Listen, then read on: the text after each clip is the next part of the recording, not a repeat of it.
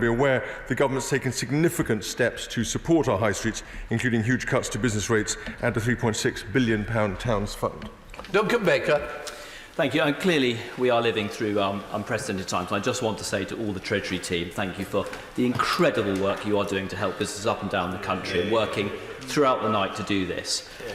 Many sectors are going to be hugely impacted by coronavirus, not least my home of North Norfolk. And one of the sectors now we're seeing shops being shut on the high street, quite rightly so.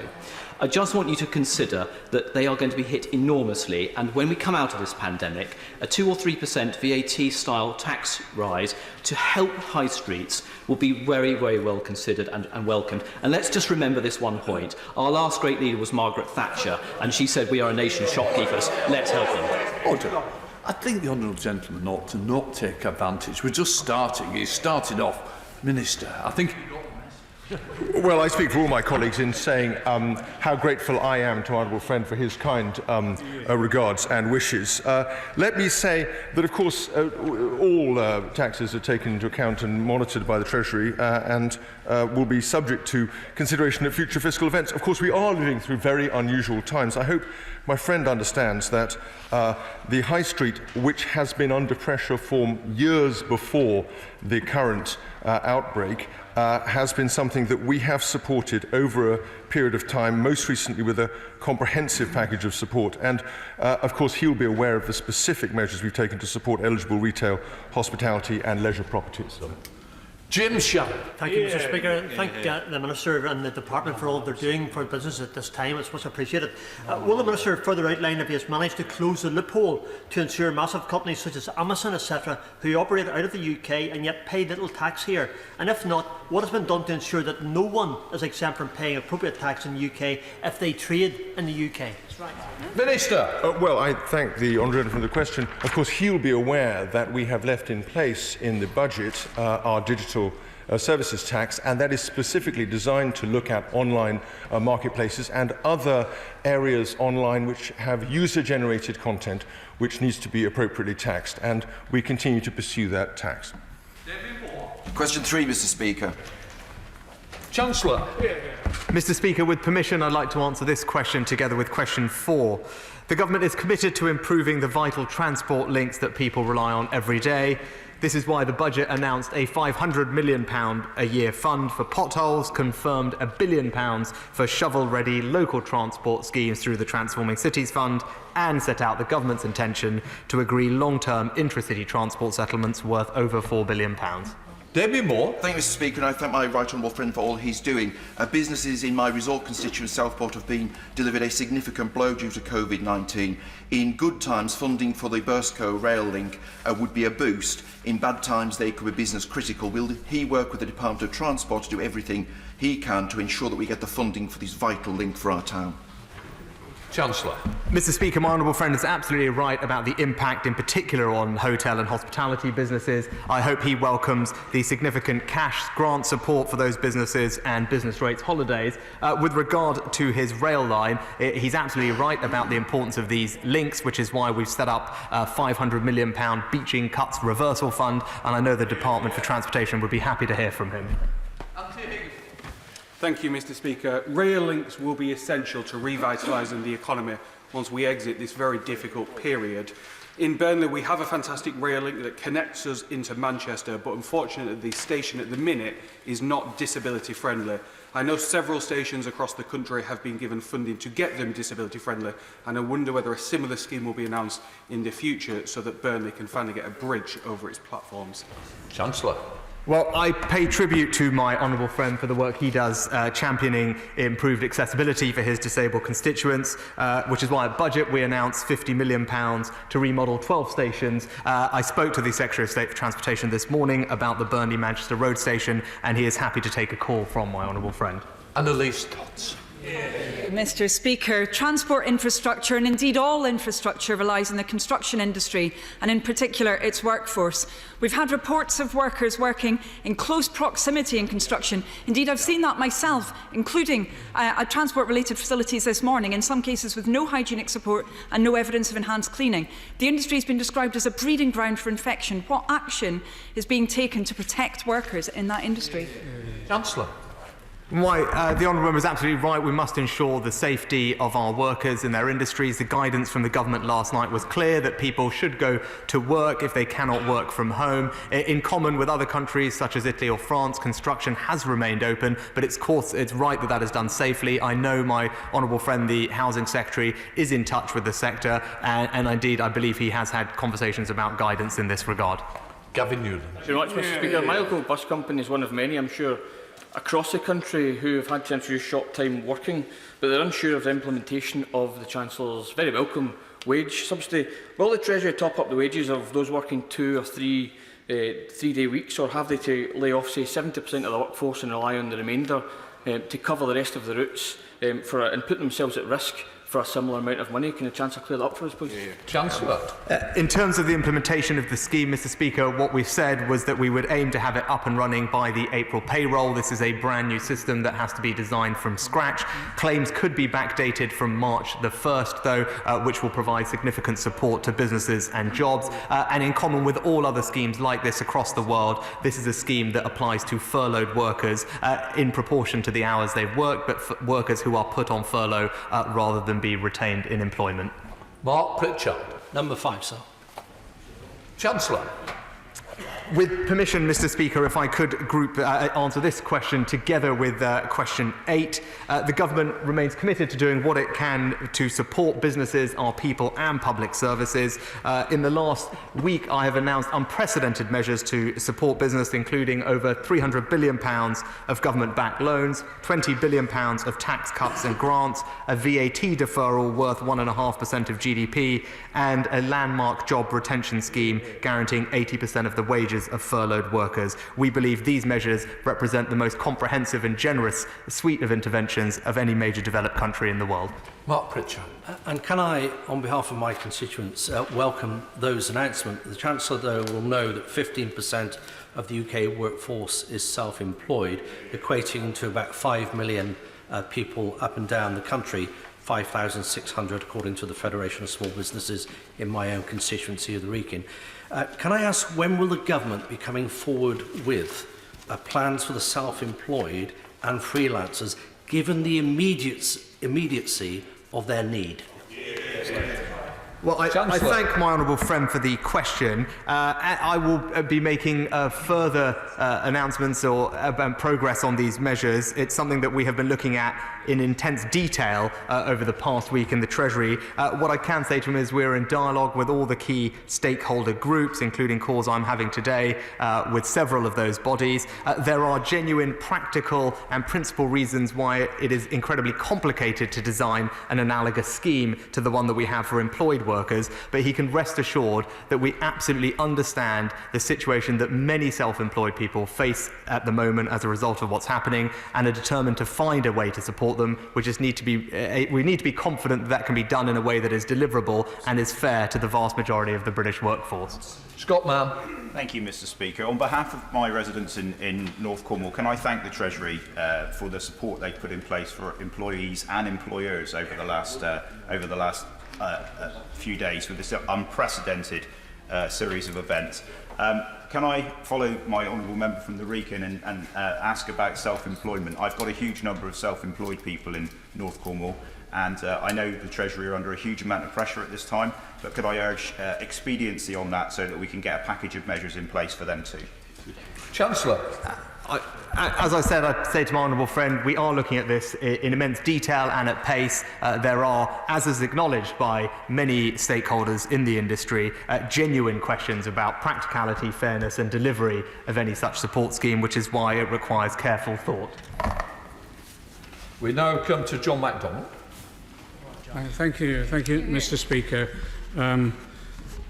We have an urgent question on self-employed after this, but can I just add to the comments that have been made so far? There's a sense of urgency about this now. There isn't any member of this House who hasn't been contacted by a constituent who's in quite distressful state at the moment about that. Can I say that one of the most effective ways of supporting business is to make sure the whole workforce is supported. And there's another group. There are 2 million workers who are on zero-hour contracts and part-time workers, and they're still not eligible for statutory sick pay.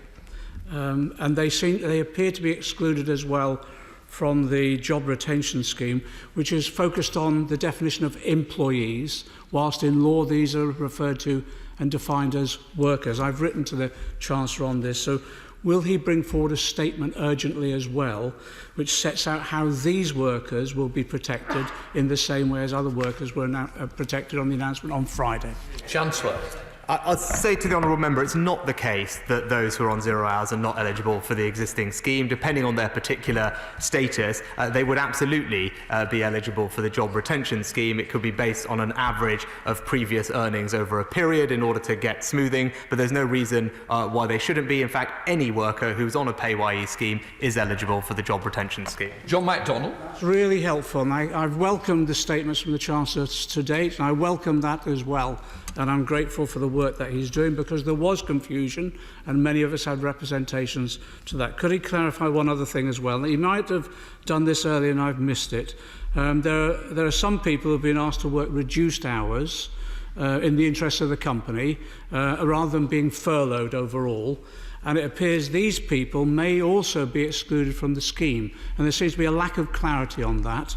And again, could the Chancellor confirm whether these workers will be included in the scheme? If not, can he bring forward a fairly urgent reform to the scheme to enable that to happen? And one other category which we've had questions on is if people have work available but can't do it because of the shutdown of their childcare arrangements, and as a result of that they have childcare responsibilities, are they eligible for the furloughed support scheme as well?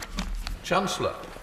I say to the Honourable Member, in common with schemes all around the world, these schemes are for furloughed workers. The check is that the company decides to put an employee into a furlough scheme rather than retain them as employed. That is exactly the same as every other scheme. It's not possible to design a scheme that deals with a flexible hours as a result that the state would essentially be subsidising the wages of almost everybody, the entire workforce. It's something that we looked at in detail, and given the time we have available, we went with a scheme that could be delivered and is in common with, again, almost every scheme around the world that does exactly the same thing. Richard Thompson. Thank you, Mr Speaker. Mr Speaker, it's vital that we work across party lines at this time, and we on these benches very much welcome the Chancellor's economic package for firms and workers announced last Friday. Given that millions of small business freelancers and self-employed are very understandably concerned about their incomes, I welcome the fact that the Chancellor is considering a response to that and understand that it is important to get it right. But when does he expect to be able to come back to the House and announce the detail of that? Chancellor. As I said, Mr Speaker, we are looking at these things. I'm not going to commit to a specific day until we know we can work through the details. Partly the issue is, of course, there are people whose incomes have been enormously impacted by what is going on currently. But there are also millions of people who are self-employed whose incomes may not have been impacted and indeed might be increasing. The ability for the government to distinguish between those people based on tax returns that are over a year and a half out of date poses some very significant challenges in terms of fairness and affordability. Richard Thompson. I thank the Chancellor for that answer, and our offer to work with him to protect incomes remains open. But I just wonder, as part of his deliberations over this, in order to simplify the process of getting the money to where it needs to go, will he consider using the tax and welfare system in order to roll out a universal basic income in these times? Chancellor. Mr Speaker, we're not in favour of a universal basic income, although we have strengthened the safety net for the most vulnerable in our society with over £7 billion invested into improving our welfare system for this year, including improvements to universal credit, employment support allowance, and indeed the local housing allowance. Those payments are all available much quicker, much easier and more generously than they were before, and I know that will make an enormous difference to many vulnerable people. Derek. Thank you, Mr Speaker. I'm very grateful for the opportunity to raise an issue that seems unique to my constituency. The Isle of Scilly, as many will know, is 28 miles off the Land's End, and all that travels, passengers, people, all supplies travel through large and small private companies, and they rely on their business because of the tourist trade in the summer. Now that has completely collapsed, and every single one of those businesses is really liable to collapse if the government can't move quickly. Can the Chancellor look at this issue very urgently? 2,500 people rely on urgent action from the Treasury to make sure that their transport infrastructure and system is sustained and retained. Chancellor. Well, Mr. Speaker, I'm happy to talk to my honourable friend further about his particular constituency issue, which I know does pose particular challenges. We have committed to providing local authorities and indeed all departments with any funding that's required to support public services, including local transport infrastructure in their communities. Okay. West Streeting. Thank you, Mr. Speaker. On behalf of my constituents that will benefit from the measures the Chancellor announced last week, can I sincerely thank him for the action that he has taken and for the responsibility that he's carrying, and we are all rooting for him to succeed in the task ahead. The challenge, as I think has been described by others, is for those workers that don't benefit, particularly the 5 million self-employed, the degree of anxiety is increased because they've seen a ship sailing carrying others, but not them. I think they'll be reassured that the Chancellor has given a clear commitment to do something, but many of them are facing a cash flow crisis right now. So can the Chancellor say a bit more than he has done already to be reassuring about how quickly he can implement the measures that he's considering? Chancellor. Well, I'm very grateful to the honourable member for his warm words, and I appreciate those. What I can say to him is, as I said, we are looking at pace and what support can be provided. The fact is that 5 million universe that we're dealing with contains such a wide variety of different people where we don't have the ability to target support. That's the challenge that we have in designing something that gets to the people that we want it to help, whilst at the same time being affordable, while not having to benefit absolutely everybody. That is proving to be problematic, but we are hard at work on it. In terms of delivery, it is almost certainly going to be the case that we would have to build another brand new system to deliver any support. I think it is right, and I'm sure honourable members on both sides of this House would agree, that in terms of prioritising system design, the scheme that we have set up for 90% of the workforce that is employed should be delivered first and quickly, and that is what we've committed to do, ideally by the end of April. And we're looking at how we can do these things in sequence or in parallel. But I take his point. People are anxious, which is why we deferred the self-assessment tax return that is due shortly to provide some cash flow benefit. We've deferred VAT to a very significant degree, which will help with cash flow benefit. And many self-employed people will benefit from the business interruption loans, which are also interest-free. Philip Oliver. Number 6, sir. Thank you, Minister. We're providing cash grants of £10,000 to over 700,000 small and medium-sized businesses across England, and grants of up to £25,000 per property for qualifying retail, hospitality and leisure businesses. We estimate that these combined measures will benefit up to 1 million businesses in England. Local authorities will deliver these grants over the coming weeks, and subsequently will have information about the number of firms that have benefited at a local level in due course. Philip Oliver. Mr. Speaker, I declare my interest as a member of Kettering Borough Council. Can I thank the Chancellor and the Treasury for coming forward at top speed with this business support package? And can I also thank all the hard-working staff at Kettering Borough Council who will be actually delivering these grants to local businesses? And will the Minister send out the message to Kettering and the country that when the economy comes roaring back once this pandemic is over, local authorities will have played a key role in ensuring that happens? Minister. Well, I very much thank my honourable friend for that very wise comment. We very much share his views. Local authorities are absolutely crucial to delivery of a whole range of the support that we're giving now, and we will be very much acknowledging their role. We also, as he will know, are supporting them through the business rates process and also through the hardship fund as well. Andrew Lowe. 11, Mr. Speaker. Minister. Thank you, Mr. Speaker. As my honourable friend will know, rent-a-room relief has been a feature of the income tax system since 1992. In 2016, the government raised the threshold to £7,500. This is designed to deliver the government's objective of supporting individuals' living standards and freeing up space in the housing market. It also reduces and simplifies the tax administrative burden for those affected and has taken some taxpayers out of self-assessment entirely. Andrew Lowe. It was 11. Given that some 37% of homes in the country are under-occupied, my honourable friend will realise that encouraging more owners to take lodgers in could provide affordable housing to thousands more people. Could he please look to review whether there should be a higher level, perhaps 9,500, for living landlords with 2 or more lodgers? And would the Minister be willing to have a virtual meeting with the Lodger Landowners Association at an appropriate time? Well, Minister. I thank my friend. I'm always delighted to meet him. In 2016, as I've mentioned, the government raised the threshold. In 2018, the government consulted on the scheme, and there was a consensus amongst the respondents that the relief provides an effective incentive for people to make their spare rooms available for rent. But of course, I take the point he raised. He's put it in the Chamber squarely on the record, and as with all tax policy, we will look at this and other measures and keep them under review. Stuart C. MacDonald. Thank you, Mr. Speaker. I think we are all united here in saying that nobody should lose their home as a result of financial hardship brought about by the coronavirus pandemic. Again, we absolutely welcome the steps that the Chancellor and the Treasury have taken so far, but is it possible to find more fiscal support to be provided to safeguard tenants in the private rented sector so that we can guarantee that these people also are able to keep their homes in the months ahead? Well, as my friend will be aware, we have specifically ruled out the possibility of eviction for 3 months, and we will continue to look at that situation as well. Stuart Anderson. Question number 9, Mr. Speaker.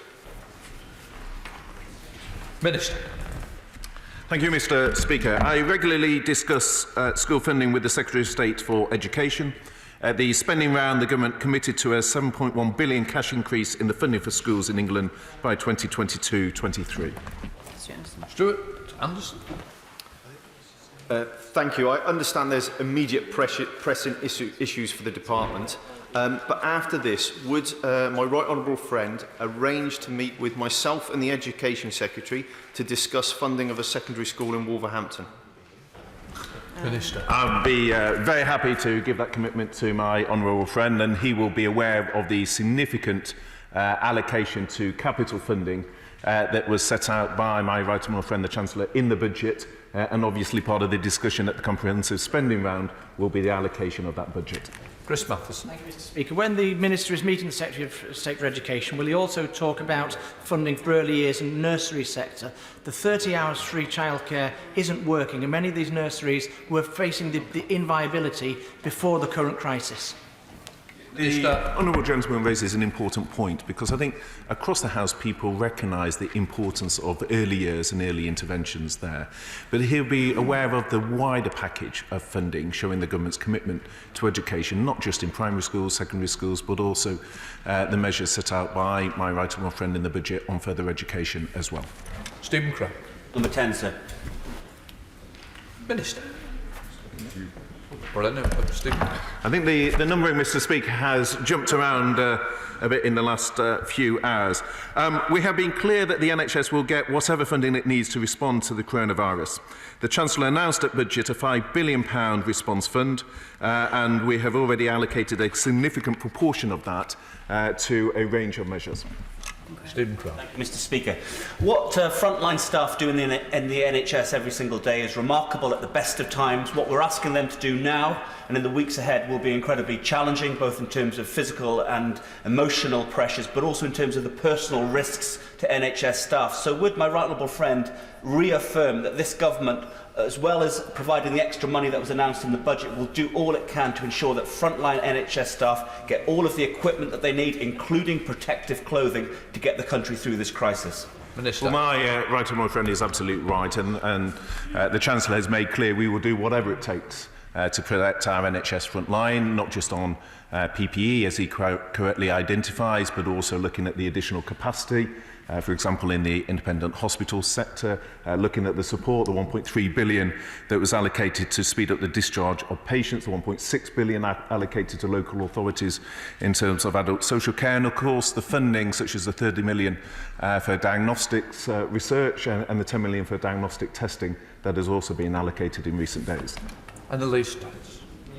Thank you, Mr Speaker. I think we really require as a House more specific detail about exactly the funding and arrangements across government that are being provided specifically in relation to testing and PPE availability, because we're all hearing from staff that they do not have the resources that they need. So please can the Minister indicate to us, he talked about that funding, to what extent is it actually being spent in the field currently, and what discussions has his department had with BEIS and the Department of Health about pulling in additional manufacturers, not just for ventilators but also for PPE and testing as well. Thank you. Minister. Well, the Honourable Lady will know from the statements made by my right honourable friend, the Secretary of State for Health, that significant efforts have been on this, working with domestic manufacturers, but also procuring additional resource and stock internationally. In terms of funding, we have been very clear with the Department of Health. They will have whatever funding they need, and that has been the case to date. Owen Thompson. Question 11, please, Mr Speaker. Last Friday, the government announced that it was deferring value-added tax payments for the next quarter so that UK VAT-registered businesses will not need to pay any VAT alongside their normal VAT returns from now until the end of June. That is a deferral worth over £30 billion, or 1.5% of GDP. HMRC already offers help to businesses struggling to meet their VAT payments with arrangements such as time to pay. In light of the outbreak of COVID-19, the Chancellor has outlined a range of measures to help business through the crisis, including grants, loans and relief from business rates worth more than £330 billion. The Treasury will continue to review and make further announcements as events unfold. Owen Thompson. Thank you, Mr Speaker, and certainly we in these benches welcome the actions that have already been announced so far by the Chancellor to support the economy during the current outbreak. Given the particular strain felt by sectors such as hospitality, will he consider reducing the VAT rate they're charged, as well as the deferrals already announced? Well, I thank the gentleman for his question. Of course, he will be aware that those businesses will fall under the VAT announcements that have already been made for the next quarter, and as he will know, they are already also the beneficiaries of grants for the smallest businesses of £10,000 and for larger ones in hospitality, leisure and retail of £25,000. Alistair Carmichael. 12, Mr Speaker. Mr Speaker, the government takes seriously its climate change responsibilities, including the target of net zero greenhouse gas emissions. This means by 2050, this means enabling a diverse range of low carbon technologies, and we see the use of marine renewables in the future energy mix, though developers must demonstrate how these can compete with the low prices achieved by wind and solar technologies. Alistair Carmichael. In order to compete with these technologies, they have to get from the stage of research and development to commercial deployment. The industry knows that. They've come up with a mechanism known as the Innovation Power Purchase Agreement. Is there any reason why the government are not engaging with that? Because I have to tell the Minister that these developers are not going to hang around in this country forever. If they can't make that step here, they will go elsewhere and do it. Aware of the 1,700 that work in his constituency and across Wales and Scotland. I'm aware he wrote to the previous Exchequer Secretary, who moved post before he could get a reply. It is true, though, at the moment that renewables are 5 times more expensive than wind and solar, but the government will engage in a dialogue with the industry as we look to resolve this and move forward in a constructive way. Andrew Rosendahl. Not here. Paul Bristow. Number 14, Mr Speaker. Thank you, Mr Speaker. Low-paid workers will continue to benefit from the above-average pay rises, with the national living wage set to reach 2/3 of median earnings and to be extended to workers aged 21 and over by 2024, providing economic conditions allow. This is projected to benefit nearly 4 million low-paid workers. I'd like to thank the Minister for that response and for everything he's doing to protect jobs in Peterborough and across the country. I was proud to stand on our manifesto in December, particularly our commitment to protect the low paid. The government have taken vital steps in the short term to protect jobs. Could my right honourable friend confirm that this budget is also providing a £200 tax cut for the typical family in Peterborough? Absolutely, I can confirm to my honourable friend that a typical employee will be around £104 next year better off by the cutting national insurance. and then also the freeze in fuel duty, alcohol duties, and the abolition of other taxes such as the tampon tax will also be of significant benefit to many of his constituents who he's been fighting very hard for since he came to this place. Kevin Brennan. Thank you, Mr. Speaker. Many low-paid workers are actually self-employed. And when I raised this matter with the Leader of the House yesterday, he said in column 27, the government are inevitably conscious that when we close places by order, and that has an effect on people's livelihoods, there's a societal responsibility. Many of these low-paid self-employed people work, for example, in the music industry. And I just want to say to the Minister, I know we've got an urgent question coming up, they'll be looking for more reassurance than we've heard so far this morning, that the government is actually going to introduce a scheme and is going to do it soon. Minister.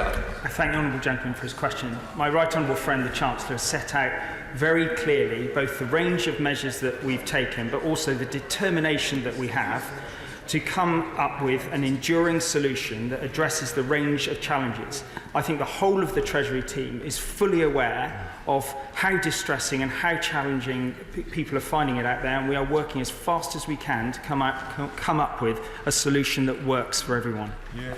David Linden. Thank you very much indeed, Mr. Speaker. I think if the current coronavirus and financial crisis has taught us one thing, is that we need to look again about the issue in terms of 0 hours contracts and the difficulty that puts many of our constituents. And I very much welcome the measures that have been brought forward in terms of support for businesses, for employees. I very much hope that this afternoon, when we get the question on self-employed, there'll be support. But one group where there is a lot of concern are 0 hours workers. So can the Minister outline what support the government is going to bring forward for 0 hours workers in Glasgow East? Minister. Well, if they are on PAYE, they are eligible for the job retention scheme. But the honourable gentleman makes a very fair point about the range of concerns that exist, and we continue to look very carefully at what we can do to enhance the measures that have already been announced. He will be aware of the enhancements to the welfare package of an additional £6.5 billion that has been put in by my right honourable friend, the Chancellor's announcement so far, and we will continue to look at what more can be done.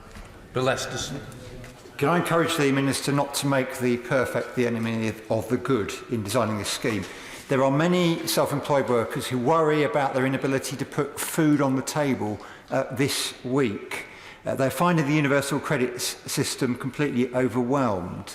So can I encourage ministers to put forward, announce the scheme and make sure the cash gets through? And it has to be soon, otherwise people are going to be in real hardship.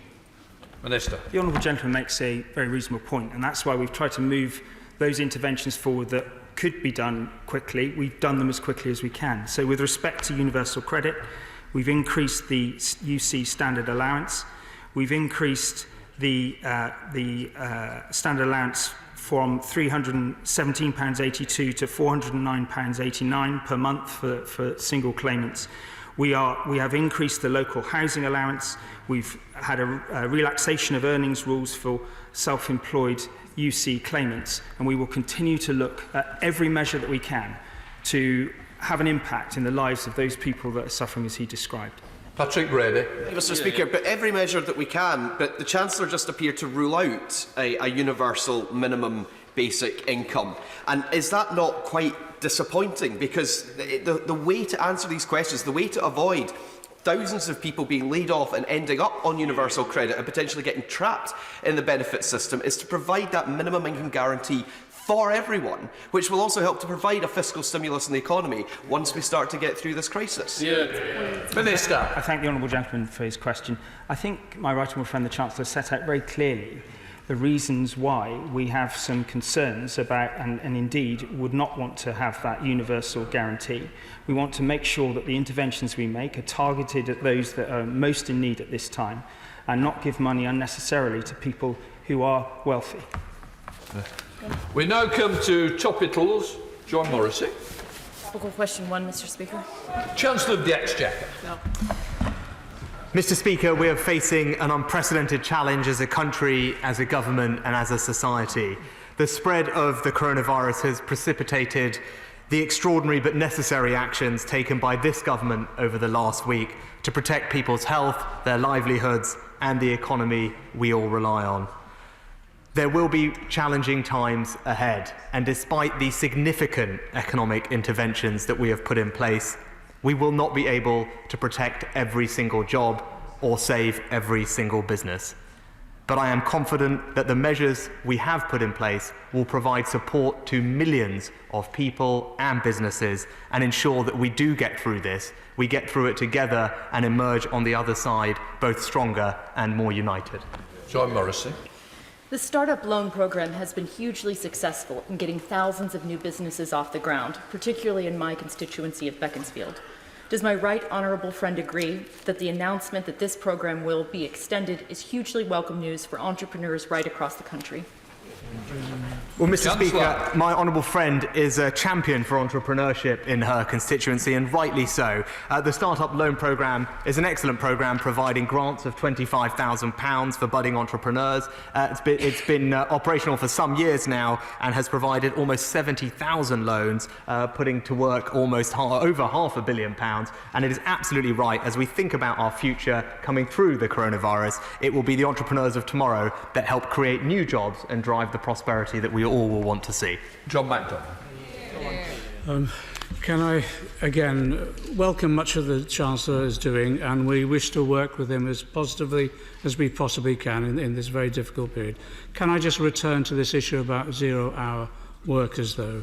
The Chancellor said very clearly that this applies to all those who are on PAYE, and I welcome that.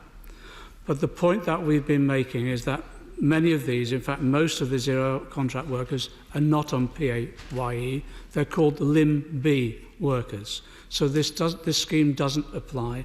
I understand he's doing his best and I understand the complications, but he also said that the compensation for zero workers, employers may compensate on the basis of average hours worked.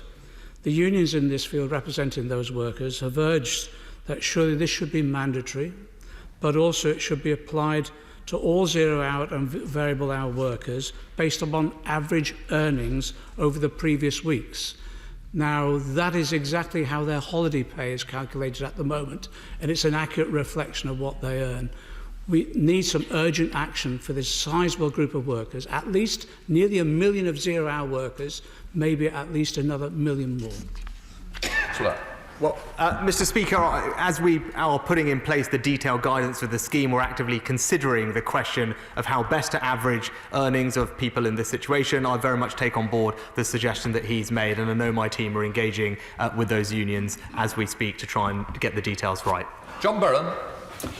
Thank you, Mr. Speaker. I commend the Chancellor and indeed his team for the robust policy response we've seen to this crisis so far. But may I ask them to continue to focus laser-like on the issue of cash flow, which is particularly important to smaller businesses, particularly important to the workforce, particularly important to the vulnerable groups in society, because that issue, cash flow, is probably the most important when it comes to determining employment, something that is important to everyone in this chamber and the country at large.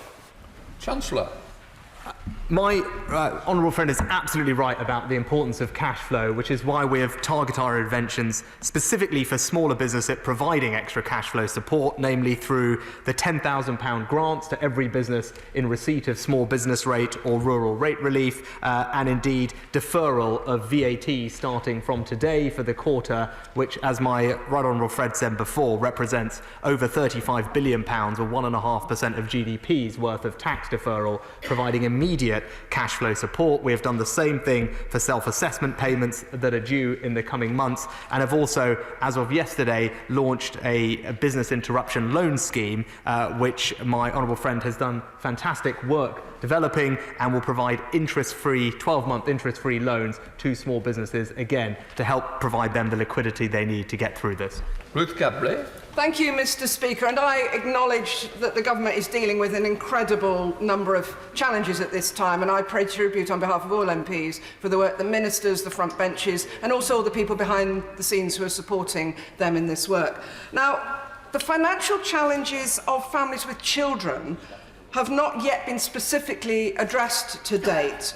So will the Treasury listen to the Child Poverty Action Group and work with the DWP on what I think is a fairly simple solution, and will put money directly into the pockets of families with children, and that is temporarily increased child benefit.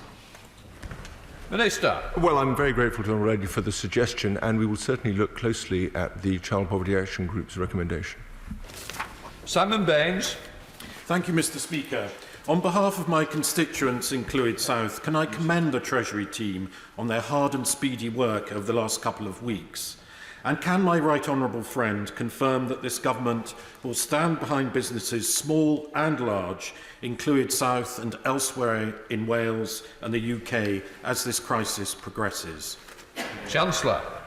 Well, I thank my honourable friend for his comments and also pay tribute to the work he is doing to represent his constituents and make sure that his local businesses get the support they need. I hope his businesses welcome the various interventions that we have providing cash flow support, tax relief, deferrals and subsidised loans to help them get through this difficult period. And if he has further ideas that he thinks we should consider, I would be very happy to talk to him further. Cavan Jones. Supply teachers play a vital role in our schools. Many thousands, including my constituency Ellie Atkinson, have found themselves out of work. Can I urge the Treasury to look at a way of supporting these vital workers, whether it be through direct financial support or making sure that these individuals can actually work in the schools that are actually being kept open? Minister. Well, the right honourable gentleman will know that school budgets have been allocated, and so the schools will already have those budgets allocated to spend, and that will not change. The announcements that the Chancellor has made through the PAY system is also about supporting those who can be supported through that mechanism. If there are other proposals, of course, I'm happy to engage with the right honourable gentleman and discuss those further. Nicola Richard. Thank you, Mr. Speaker. Can I welcome my right honourable friend's world-leading package of support to businesses? I have many charities and community care providers in West Bromwich East, including Sandwell Community Caring Trust, who are all working extremely hard to protect the vulnerable. I'd like to pay particular thanks to them and all the teachers and frontline staff in my constituency. Can he confirm that all charities that pay through PAYE will also be eligible for the scheme and relief package? Councillor. I thank my honourable friend for her support and join her in paying tribute to Sandwell Community Care Trust, who I know we will be relying on through this difficult period. I can confirm to her that charities are eligible for the Job Retention Support Programme, and further to that, I can also tell her that we have provided extra funding for the Department for Local Government to provide money to local charitable or caring organisations, especially to help with those who we are attempting to shield, the most vulnerable, to protect them against the effects of the coronavirus. John Speller. Thank you, Mr. Yesterday in the Chamber, myself and the Right Honourable Member for Birmingham Hodge Hill raised the question about escalating prices in local shops and concerns about profiteering. Now, we understand that the Competition and Markets Authority may be looking into this. Can I ask him to urge them to very rapidly look at where this is taking place? Is it local shops? Is it wholesalers or cash and carry? Is it suppliers, or is it even actually to do with the international market in terms of perishable goods? It's a matter of real concern, and once they've found out where the problem is, will they bring forward measures to crack down on this profiteering?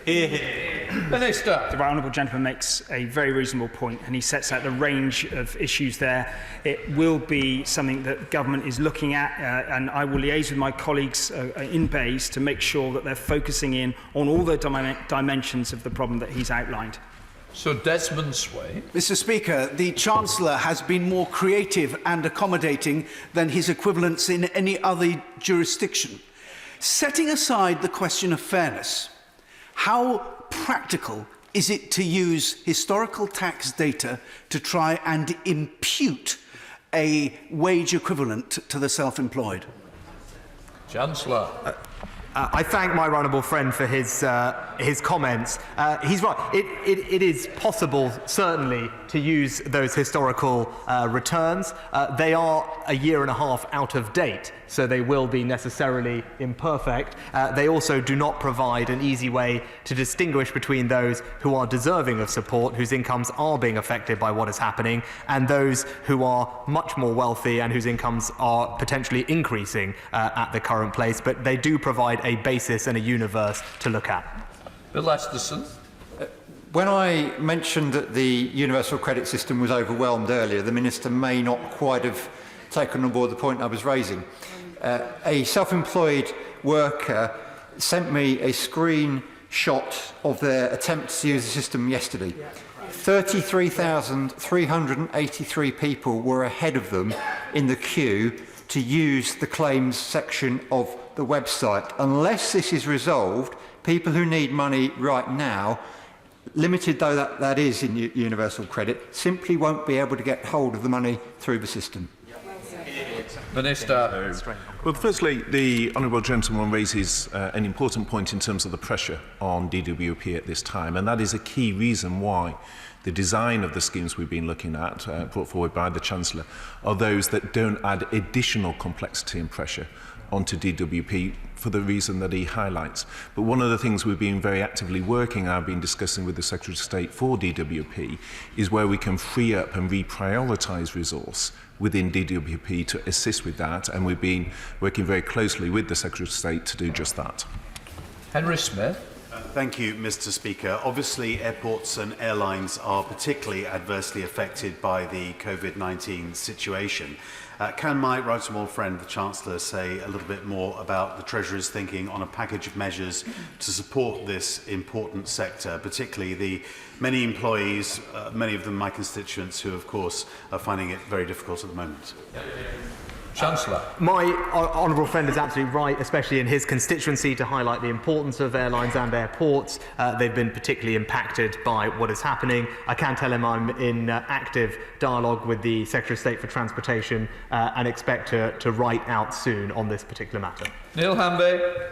Thank you, Mr. Speaker. In Kirkcaldy and Cowdenbeath and in other constituencies, it is the public service workers who will get us through this crisis, not bankers, not nuclear weapons, so we must change our focus. The nurses, doctors and other public service workers who will be doing double shifts and working extra hours to get us through, can the Chancellor consider whether they will get tax relief on those extra hours so that they are properly rewarded and recognised for the tremendous effort they are making? Chancellor. Mr. Speaker, we absolutely pay tribute to our public sector workers, particularly those on the front line of the NHS. As we speak, we have said that we will make any and all funding available to the NHS to provide and support that workforce. That is exactly what we are doing, as my honourable friend, the Chief Secretary, outlined earlier. We did, in the budget specifically, change, in particular, the taper relief, which was causing recruitment, well, not recruitment, but hours challenges for senior doctors and GPs. That was a significant fiscal intervention, with providing over £2 billion of tax relief to make sure that there is no disincentive for those senior clinicians to provide the extra work at this point. Thank you very much, Mr. Speaker. The economic interventions the Chancellor spoke about are very much welcome in Bournemouth East. Will he join with me in paying tribute to the armed forces for what they are doing and what they will do?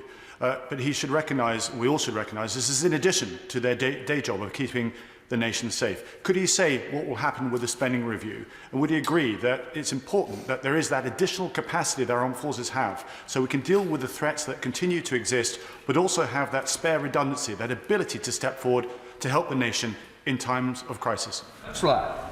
My honourable friend is absolutely right to highlight the importance of our armed services, and I join him in paying tribute to what they are doing, not just to keep us safe every day, but right now when we are calling on them to help us meet this public health emergency. They are doing extraordinary work as we speak to help improve the capacity of our healthcare system to respond to what is coming, and he's absolutely right. That is something we recognise, and it will be recognised as we think about funding for the armed services, not just today, but in the future.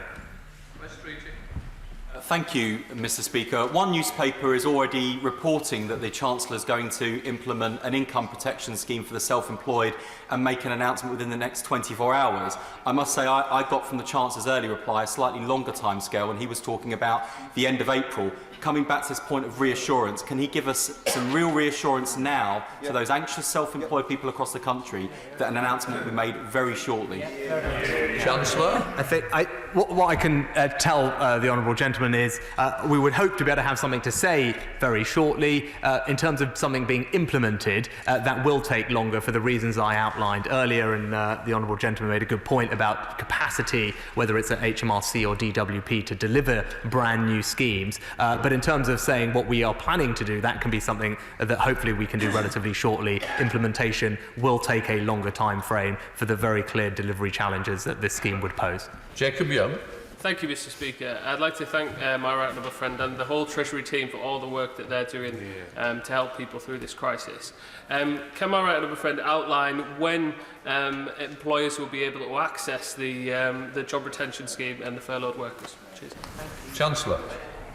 Detailed guidance is available, further will be provided, and our aim is to build and construct the new scheme for it to be operational by the end of April. That is a challenge. We are already working night and day to construct something from scratch, but it will be allowed to be claims will be allowed to be backdated to the 1st of March, so businesses have security of knowing that the cash flow rebate will be coming. But as I said, the aim is to have it up and running so that the April payroll can be reimbursed through this scheme.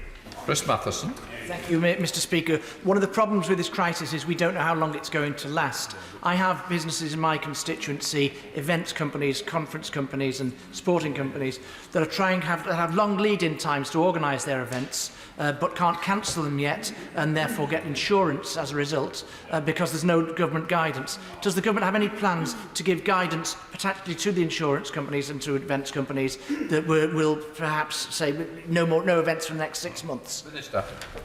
Well, we are working very closely with the insurance industry, and obviously they are underpinned by contractual obligations. What we did establish is that if they have got the cover relevant to non-specified diseases, then the announcements by the Prime Minister and the Chancellor have triggered those to be paid out.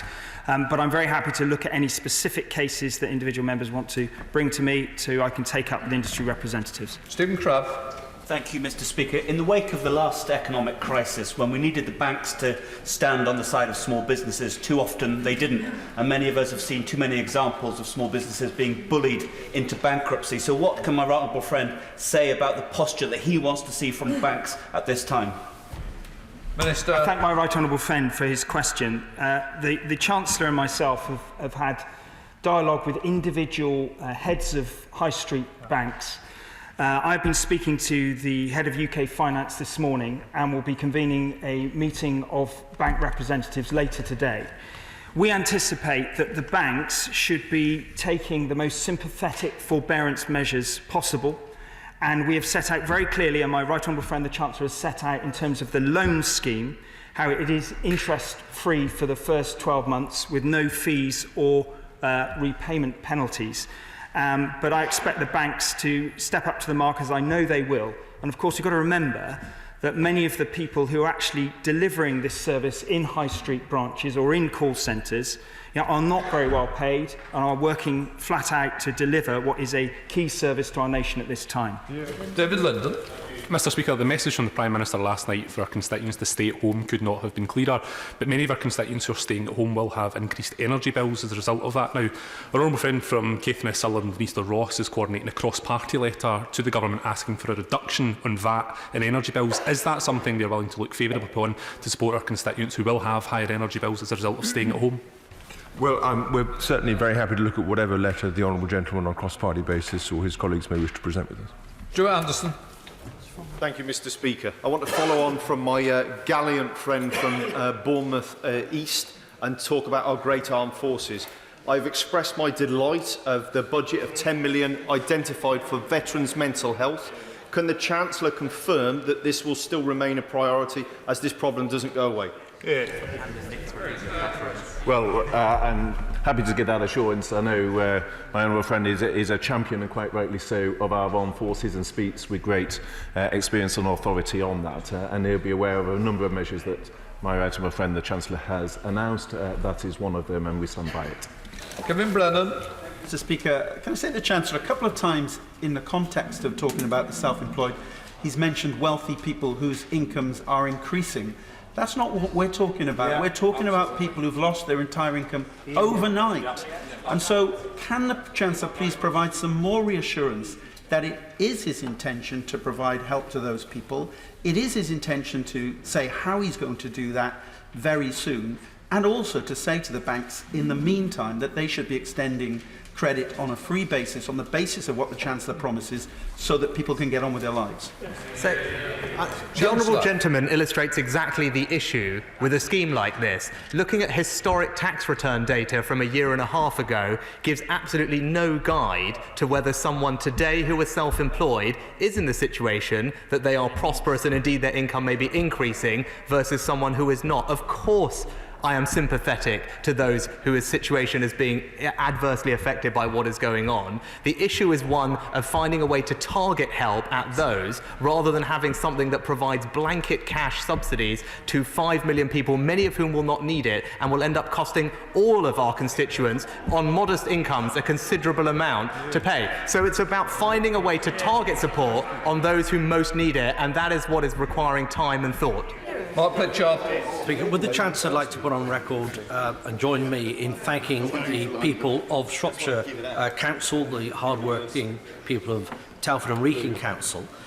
But can I say to him that cash flow for many local councils is becoming a real issue, with many councils having to borrow? Can I ask if he could encourage his officials in the Treasury to be a little bit more flexible over where finance can come from, and also the use of reserves? Chancellor. Mr. Speaker, I'm happy to look at specific suggestions. I pay tribute to not just my Honourable Friends Council, but all councils for the sterling work they're doing right now in delivering our grant schemes to many of their small local businesses. We are in dialogue already with the Department for Local Government to ensure that cash flow needs of councils are adequately met, and there are some things we are doing actively in terms of the timing of the various grant payments we make as we speak to ease some of those near-term cash flow pressures. Speaker, in relation to the emergency cash grant scheme, could the Minister further clarify if businesses with more than one premise in different towns are entitled to help per shop or just for the business as a whole? Chancellor.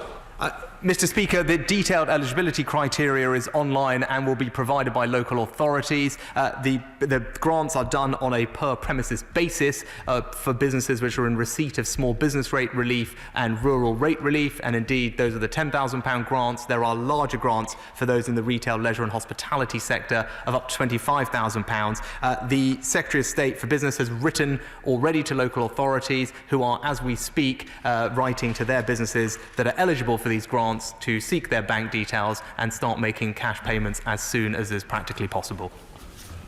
Just before I start the urgent question, I'm bothered that people are rather close in some of the areas around the chamber. If it's possible to try and spread out, I'd be very grateful. We now come to the urgent questions. Sir Edward Davey. Mr. Speaker, will the Chancellor make a statement on financial support for the self-employed in the light of the COVID-19 pandemic? Minister. Mr. Speaker, we know many self-employed people are in real distress, but we are working urgently to address this problem. And I say to the self-employed, we have not forgotten you. Help is coming. But the policy and delivery is complex, and we cannot and should not rush to announce a scheme that begs more questions than it answers. The Chancellor has held meetings this morning with representatives of the self-employed and will continue to meet them this afternoon. But it's also important, Mr. Speaker, to remember that COVID-19 is an urgent challenge to our entire economy, affecting workers of all types. And it's essential that we respond swiftly so that people can keep their jobs and businesses can carry on. This is the basis of our coherent, coordinated and comprehensive plan. It's a plan that gives those on the front line the tools they need to tackle the virus, with all the support the NHS needs, backed up by an initial £5 billion fund for public services. It's a plan that puts a shoulder behind business with a statutory sick pay relief package for SMEs, business rates holidays for all retail, hospitality, leisure and nursery businesses in England, and grant funding for small enterprises, as well as support through HMRC's Time to Pay scheme. As of yesterday, businesses with cash flow concerns will also be able to access the Coronavirus Business Interruption Loan Scheme, offering up to £5 million for SMEs through the British Business Bank. And for larger firms, the Bank of England are providing... Oh, just one sec. It might be easier if you just pass them down the line and let members pass them on than speaking to everybody. We've really got to... Yeah. OK. Minister. Thank you, Mr Speaker. The Corona Business Interruption Loan Scheme, which I know members across the House had raised questions on, is now available, offering up to £5 million for SMEs through the British Business Bank. And for larger firms, the Bank of England are providing a new facility to help support liquidity amongst larger firms.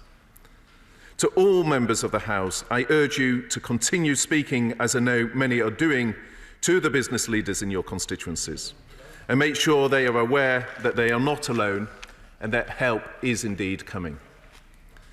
Mr Speaker, in this House, we are all standing behind business and everyone that works in it. To encourage businesses to retain staff, we're deferring VAT, and my right honourable friend has announced the job retention scheme to facilitate that as well. Taken together, this is a huge programme of support, and we will keep thousands of workers in jobs. But we know that there are thousands of self-employed people who have been wondering what the future holds for them. My right honourable friend, the Chancellor, has already set out a range of measures in support. Sole traders and freelancers will be able to access the Business Interruption Loan Scheme as long as activity is channelled through a business account. We are also removing the minimum income floor for the self-employed workers affected by coronavirus so that they too can access universal credit in full, which is not only the standard allowance, but also for those with children, disabilities or indeed housing needs, a wider package of support. At the same time, the next self-assessment income tax payments will be deferred until January 2021, helping those who had set money aside for those tax payments with immediate cash flow.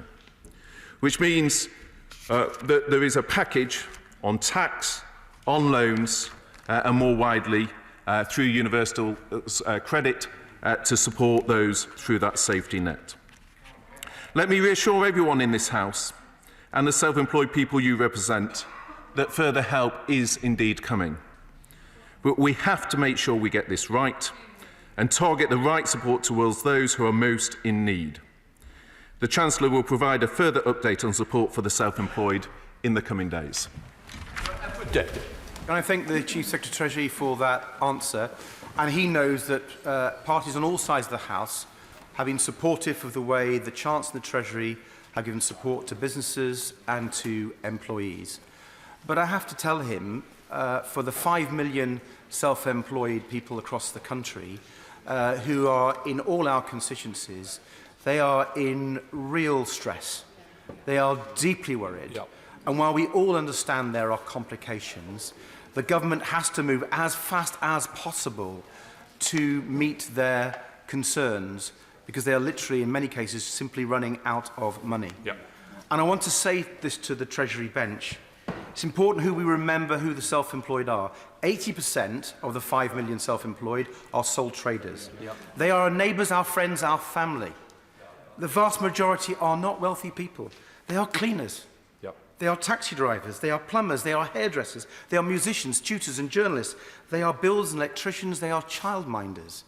These are people who are literally running out of money now, and we have to support them. Of course, there'll be those stories of people who are wealthy, who are self-employed, of course, but they are the minority. Yep.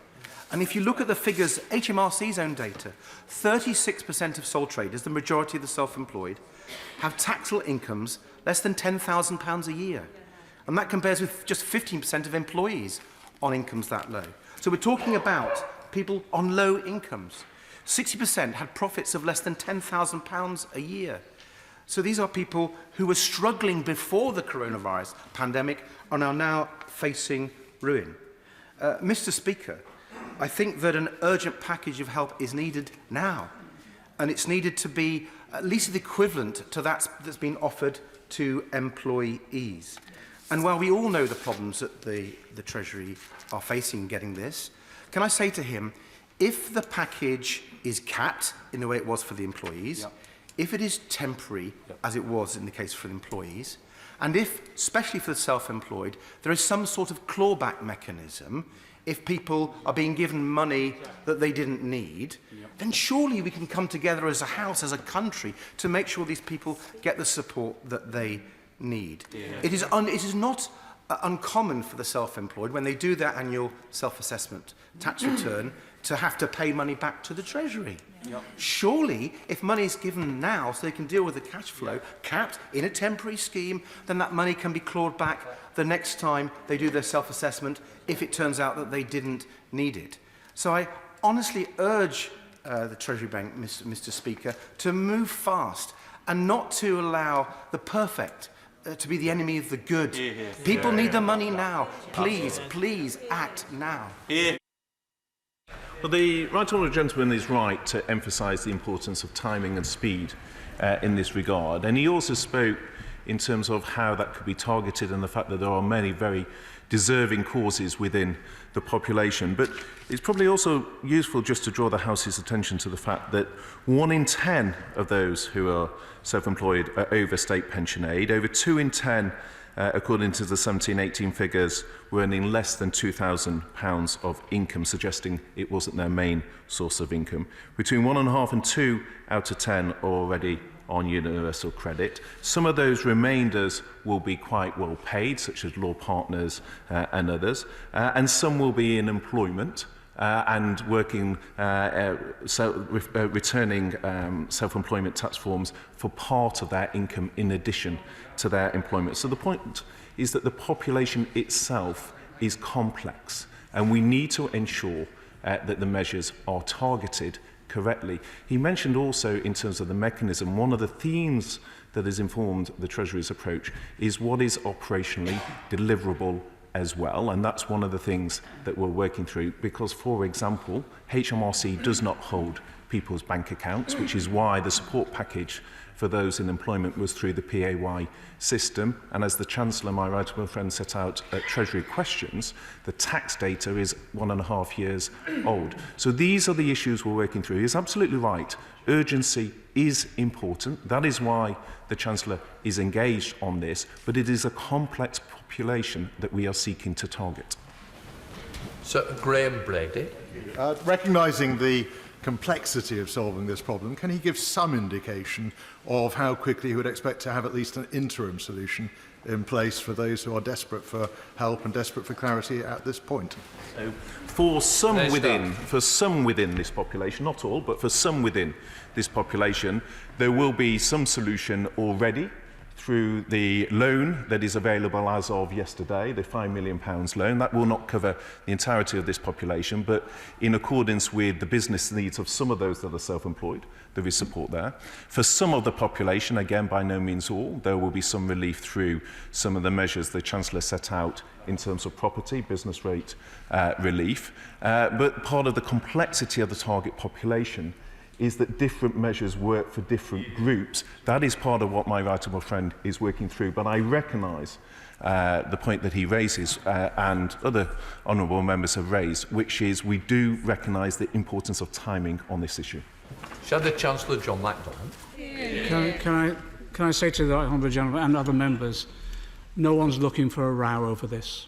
We're looking for a solution.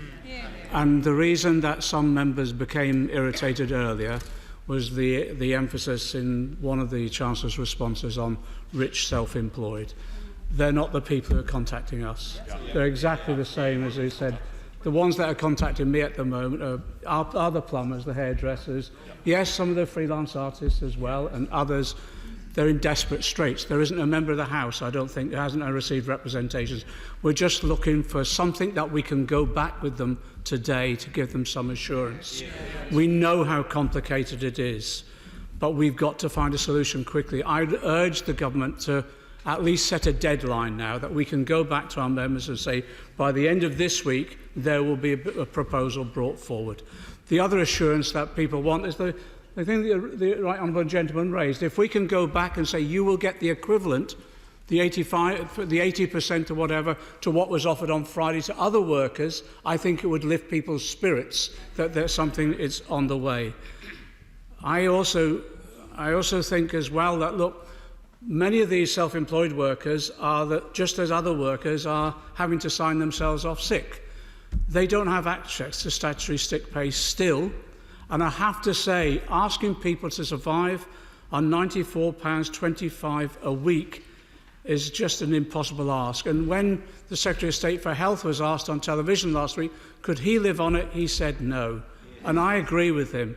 We need the level of sick pay raised for everybody if we're expecting them to actually choose not to work and not have to choose between health and hardship. Can I say also one other point that was raised in discussions and Treasury questions? Many self-employed workers may need to work reduced hours and cannot be furloughed in the same way as other workers under the scheme announced on Friday. The Chancellor suggested in Treasury questions that workers on reduced hours would not be covered by the scheme. If that is correct, what other work is being done to provide support for those workers, but also for the self-employed as well? One final point, in the Treasury questions as well, different groups and categories of workers were raised.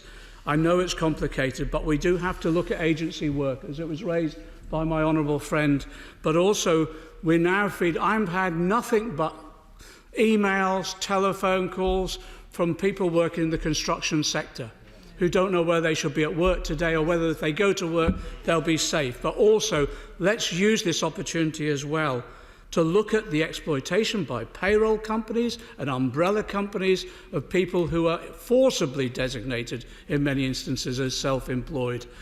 As I say, we don't want to row over this. We want to work with the government. In fact, Annalise and I are happy to come and do a shift if the Treasury wants. But we just want a solution. Might come up with slightly different solutions. But we need it quickly, and we need it effectively as soon as possible. Well, just to help the House, I'm aiming for about 120.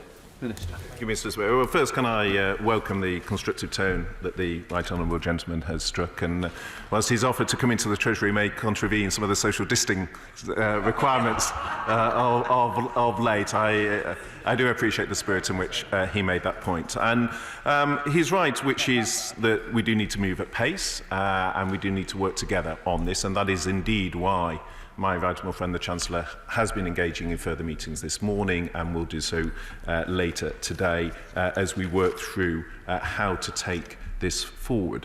In terms of the comments from my right honourable friend, the Chancellor, what he was drawing attention to was the complexity of the target population.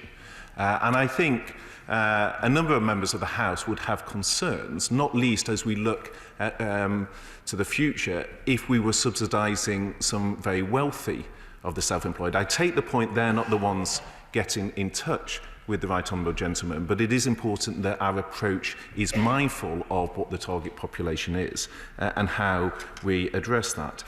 He raised the issue of reassurance, and I think that is a legitimate concern and one shared across the House. And I would draw the attention of his constituents, the constituents of colleagues on all sides of the House, to the comments that the Chancellor set out this morning, that we are working at pace on this. We recognise the issue that is being raised, and I hope that does provide reassurance, certainly in terms of an announcement, albeit the operation of any solution may take some further time, as the Chancellor set out. So there is considerable work going on. The population is complex. We are looking, as was raised in Treasury questions, at the burdens on different delivery mechanisms, whether that is through DWP, but also on local authorities, who themselves have their own staffing pressures in terms of those that are off ill. It is why we're exercising flexibility in lots of other areas to reprioritise resource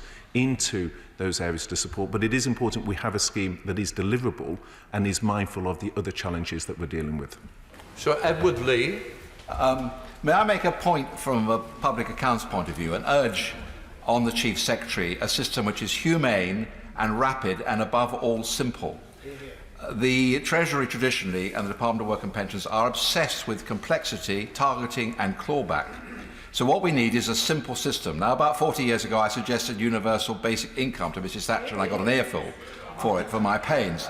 But something like that, which is very simply rolled out, which can be claimed by the taxi drivers, the cleaners, these sort of people. Rich people will not bother with this. So just get on with it, make it simple, and do it now. My right honourable friend, as I say, wants us to get on to it. I refer to the meetings, the considerable work that is going on to get on with this. But as a former chair of the Public Accounts Committee, he will know that many policy ideas start with the simple, but then the devil is in the detail of its delivery. And I recall many an interview he has given drawing attention to simple schemes that then were less simple when they were sought to be delivered. And I think what's worth bearing in mind is if one looks at, for example, the self-employed population, there will be some, again, a small number, but some who may be doing quite well in the current climate. Not what we are focusing on now, but there are some people whose trading will have seen a very small proportion. But there are many, many others who are suffering. And the question we're seeking to address is how do we target our measures at those who are most deserving, which is what the attention of the House is focused on, and we need to ensure that the scheme that is brought forward does likewise. Chris Stevens. Thank you, Mr. Speaker. I did realise and read in newspapers years ago there was a red Ed in the House of Commons. I didn't quite realise it was the honourable gentleman. But can I also have to try and have a conciliatory tone with the Chief Secretary? Obviously, there's very real concern. Like other members of the House, I've been bombarded with emails from people who are self-employed. And after this crisis is over, I think we really should sort out who is self-employed and who should be directly employed as well. But that's a debate for another time. So can I ask the Chief Secretary of the Treasury, we know of other countries like Norway, Denmark and Belgium who have come up with schemes for the self-employed, and whether he's looking at those international examples, because surely if they're working in Norway, Denmark and Belgium, they can work in the UK. There are 330,000 self-employed workers in Scotland: creative industry, agriculture, forestry, fishing, construction, taxi drivers and the like. So can I ask him, if the government is looking at increasing the weekly level of sick pay from £94.25 to the equivalent of a week's pay at the real living wage, are they considering removing the lower earnings limit for qualification for sick pay and to ensure that everyone can access it? And are they also looking at ending the 5-week wait and universal credit so that the first payment can be a grant and a real payment, not a loan? The issue of advance payments and universal credit. Firstly, one of the measures the Chancellor has taken is to increase the standard allowance. That's not the total quantum that people will get. I referred earlier to, for example, those with children, those with housing needs, those with disability, who will get more. And we have also changed it in terms of access, so people can get it quickly without face-to-face meetings, get it from day one. Linked to that, one of the issues with the advance payment that was often raised in the House was the concerns with then the subsequent repayments. But clearly, with the increase, the £20 a week increase that has been announced for universal credit, that eases in terms of some of the repayment issues, or it gives more within the allowance that will then be addressed in terms of the repayments. So there's been a significant increase in the universal credit, in part to address the issues there. And again, there's some operational complexity around a shift to a grant system because of the way that the IT system within universal credit has been set up. So we've sought to address the concern he refers to through the increase, and of course an advance can still be offered. In terms of statutory sick pay, again, changes have been made to facilitate that being paid from day one, and changes made, for example, in terms of employers with 250 or fewer employees, in terms of the measures that the Chancellor set out to support those businesses with those costs. He also mentioned, and this was a point in the previous answer, in terms of simplicity, and let me just clarify the point that I was making. The vast majority of people who are self-employed are suffering. That's what we recognise.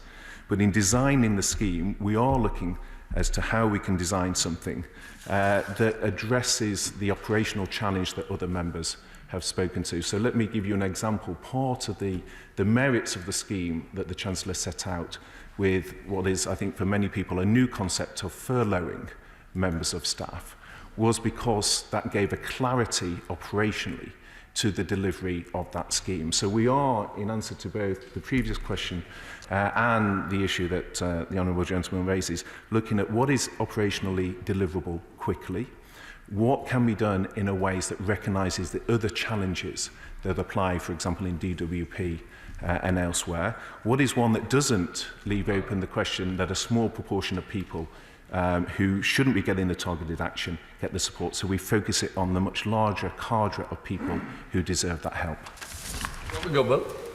Thank you. In designing his scheme, will the Chief Secretary recognise that many self-employed people in the tourism sector have very seasonal businesses? So, for example, using February as a reference month would not be appropriate. Would he particularly see what can be done to help recreational charter fishermen who, because they paid harbour dues rather than business rates, have not been able to access the grant aid that their friends across the road from the harbour have been able to?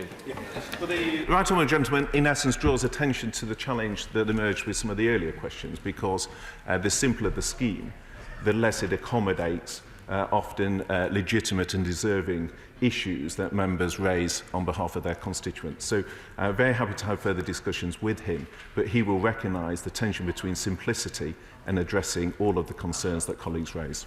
I have two constituents. One is that they're both musicians. One's in an orchestra, the other one is a freelancer. One will get 80% of his income paid, the other will be on statutory sick pay. Surely it's better to have a system where one wealthy freelancer benefits and 100 don't go hungry? Exactly. Yes. Exactly right. Well, again, as I referred to the earlier comments I made, what we're trying to do is target the support on those in need, to do so in a way that is operationally as deliverable as possible, mindful of the issues raised, but also that accommodates the other points that colleagues across the House have raised, which is how do we ensure that those who have legitimate needs are not excluded from the measures. Julian Lewis. Will ministers consider suspending the application of the loan charge for the period of this emergency and thus stop hounding self-employed people who are the subject of an important debate in this place last week?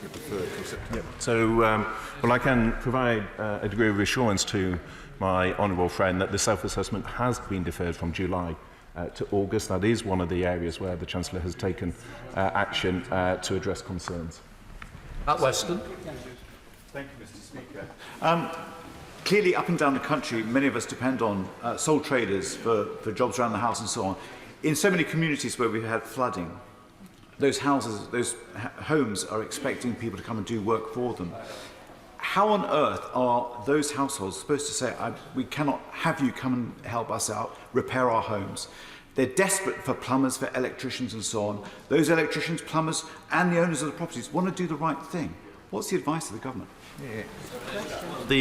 Without straying into every different individual case, the key advice from the government is to follow the medical advice. That has been set out following the Prime Minister's statement and updated on the government website, and that sets out the advice to workers, including what is safe to do and what is essential. Thank you, Mr. Speaker. The Treasury, in its unprecedented support for employed workers, took a fairly generous, overarching approach. I would urge the Treasury, and not just what I'm saying, what the mood is across the House, to take a similar broad approach, accepting that certain people may get it if they didn't quite need it, to benefit the majority of people, self-employed, who will. Well, I think these are issues which the Treasury is looking at in the design of the scheme. We recognise that for the vast majority of people that are self-employed, they are facing very considerable challenges now, and in the design of the scheme we are very mindful of that and the urgency that goes with it. Over 400 self-employed sole traders and freelancers have already contacted me over the past 24 hours, and many of whom have already lost their work due to this crisis. So as well as echoing calls made by others to introduce support to them as soon as possible, can I also ask the Minister to ensure that these measures of support are backdated, as the Jobs Retention Scheme, to help address the disruption that has already been caused by the COVID-19 epidemic? Well, I hear what the Honourable says in terms of things being backdated, but I think one of the challenges to date has been that the range of measures that the Treasury has brought forward hasn't always been understood in terms of what is already announced and what is already available. I draw attention to the fact that we are deferring income tax self-assessments, which won't need to be paid until January. We're supporting people through the welfare system with the measures announced earlier, including on contributory ESA. We're increasing the universal credit and working tax credit by £1,000. We're suspending the minimum income floor for 12 months. We're introducing a 3-month mortgage holiday for those in difficulty. The self-employed will be eligible to receive support with their tax affairs through time to pay. The business interruption loan scheme will be available for some self-employed individuals up to the £5 million limit, and we have delayed IL35 as well. And I think one of the things that all members of the House can assist our small business community with, and in particular the self-employed at this time, is also drawing attention to the measures that have already been announced, and we in government stand ready to do that through a comms campaign as well. Mr. Speaker, I know my right honourable friend is working night and day to help businesses excuse me, and people stay in work, and I'm incredibly grateful for all the support he has given me as I respond to the self-employed in Wilden. But loans are proving to be quite an anxious decision for them if that's the only thing on the table. If I just read out an email from Anna, she's a self-employed wedding photographer. She's had to give up work. She's going to try and find work elsewhere. But she says, I'm loath to take any loans offered as there's no guarantee that future work will be able to take place because we have no idea how long this pandemic will last. Can I ask my right honourable friend to take into account Anna's dilemma when they come forward to make an announcement on the self-employed? Well, my honourable friend is right to draw attention to the pressure and the decisions Anna and so many self-employed people are facing at this time. I would draw attention to the fact that it is interest-free for 12 months. And I think one of the key themes that we're very conscious of is this is a health emergency that is impacting into our economy. And these are viable businesses before this health emergency arose, and they will be viable businesses after we have overcome it. And so the question is, how do we bridge the gap? How do we support Anna and others through that period of time? The interest-free loans isn't the only measure. I've just drawn the House's attention to other measures that are available, and I would urge Anna and others to take advantage of them. I would draw to the Minister's attention that while I appreciate the difficulties in coming up with these arrangements, that what's happening is that small traders are simply going along to universal credit and applying and blocking up the universal credit system because they are desperate for money from somewhere, so causing a problem for work and pensions. So delay doesn't get the problem to go away, or people don't wait. They just try and find something else, which has a knock-on problem. So, well, I accept the concern that the Honourable Lady raises, but I think she would equally accept that this is an unprecedented challenge and that the staff within DUP and elsewhere are working heroically to address this, to address the increased volumes. But the best way for all of us to address this is through the wider support for the economy as a whole. That is what was behind first the £30 billion fiscal measures announced by the Chancellor at the budget, then the further announcement of £330 billion of loans, as well as the wider package last Tuesday, then the further measures that were announced by the Chancellor on Friday. That is indeed on top of the measures the Bank of England has taken, for example, reducing base rates, the £200 billion of bonds. So a range of measures have been taken to support the economy to reduce that, but I absolutely accept the point that the numbers have increased, and we're reprioritising work within DWP to assist with that. Andrew Griffith. Mr Speaker, my rural constituency of Arundel and South Downs has one of the highest concentrations of the self-employed in the country. So whilst I thank him and we thank him on this side of the House for the timely and unprecedented measures that he's come forward with, can I add my own voice to the growing consensus across this House for measures to be extended to the self-employed? Well, I know my honourable friend speaks with considerable business and financial experience, and he will well know the issues around cash flow and challenges that many of the businesses in his constituency are facing. We absolutely hear his message just as we do the message from members across the House, and that is why we're moving at pace to address them. Newlands. Mr Speaker, further to the point I raised the Treasury question echoed by the Shadow Chancellor, is that the newly underemployed must be supported further. But my constituent is a self-employed taxi driver with no work due to the lockdown. His wife and 4 children have underlying health conditions. Any universal credit application would mean their tax credit ceasing. A job seeker's allowance application would mean having to prove they were seeking work and engaging with their accountant. So can the Chief Secretary tell them how they possibly put food on the table and pay their bills? Yeah.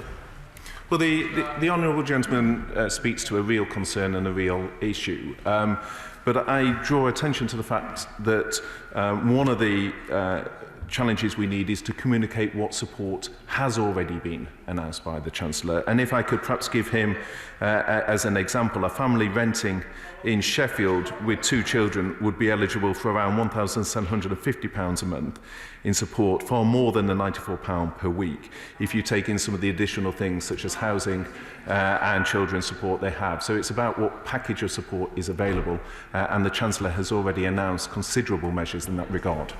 Mark Harper. Thank you very much, Mr Speaker. I listened carefully to what my right honourable friend said. He acknowledged that the vast majority of self-employed people were being impacted. So can I urge him, if he makes sure that whatever help is given is taxable, we can claw back any money that's overpaid to those that are doing well. But I think what self-employed people are looking for is a clear commitment today that whatever scheme is set out is of a similar magnitude to that for employed workers. If the Chief Secretary can say that, that will give people confidence to borrow, knowing they can pay the money back, and I think that will go a long way to solve the problem. Well, as I have said, Mr Speaker, the Chancellor held meetings with small business leaders this morning. He's having further meetings on this issue today. He's very aware of the concerns raised by my right honourable friend and other members of the House, and we continue to work at pace on this issue. Kevin Jones. I'm sorry the Chancellor isn't here, but could I ask the Minister just to pass on to him, is that the people contacting me who are self-employed are not wealthy individuals. No.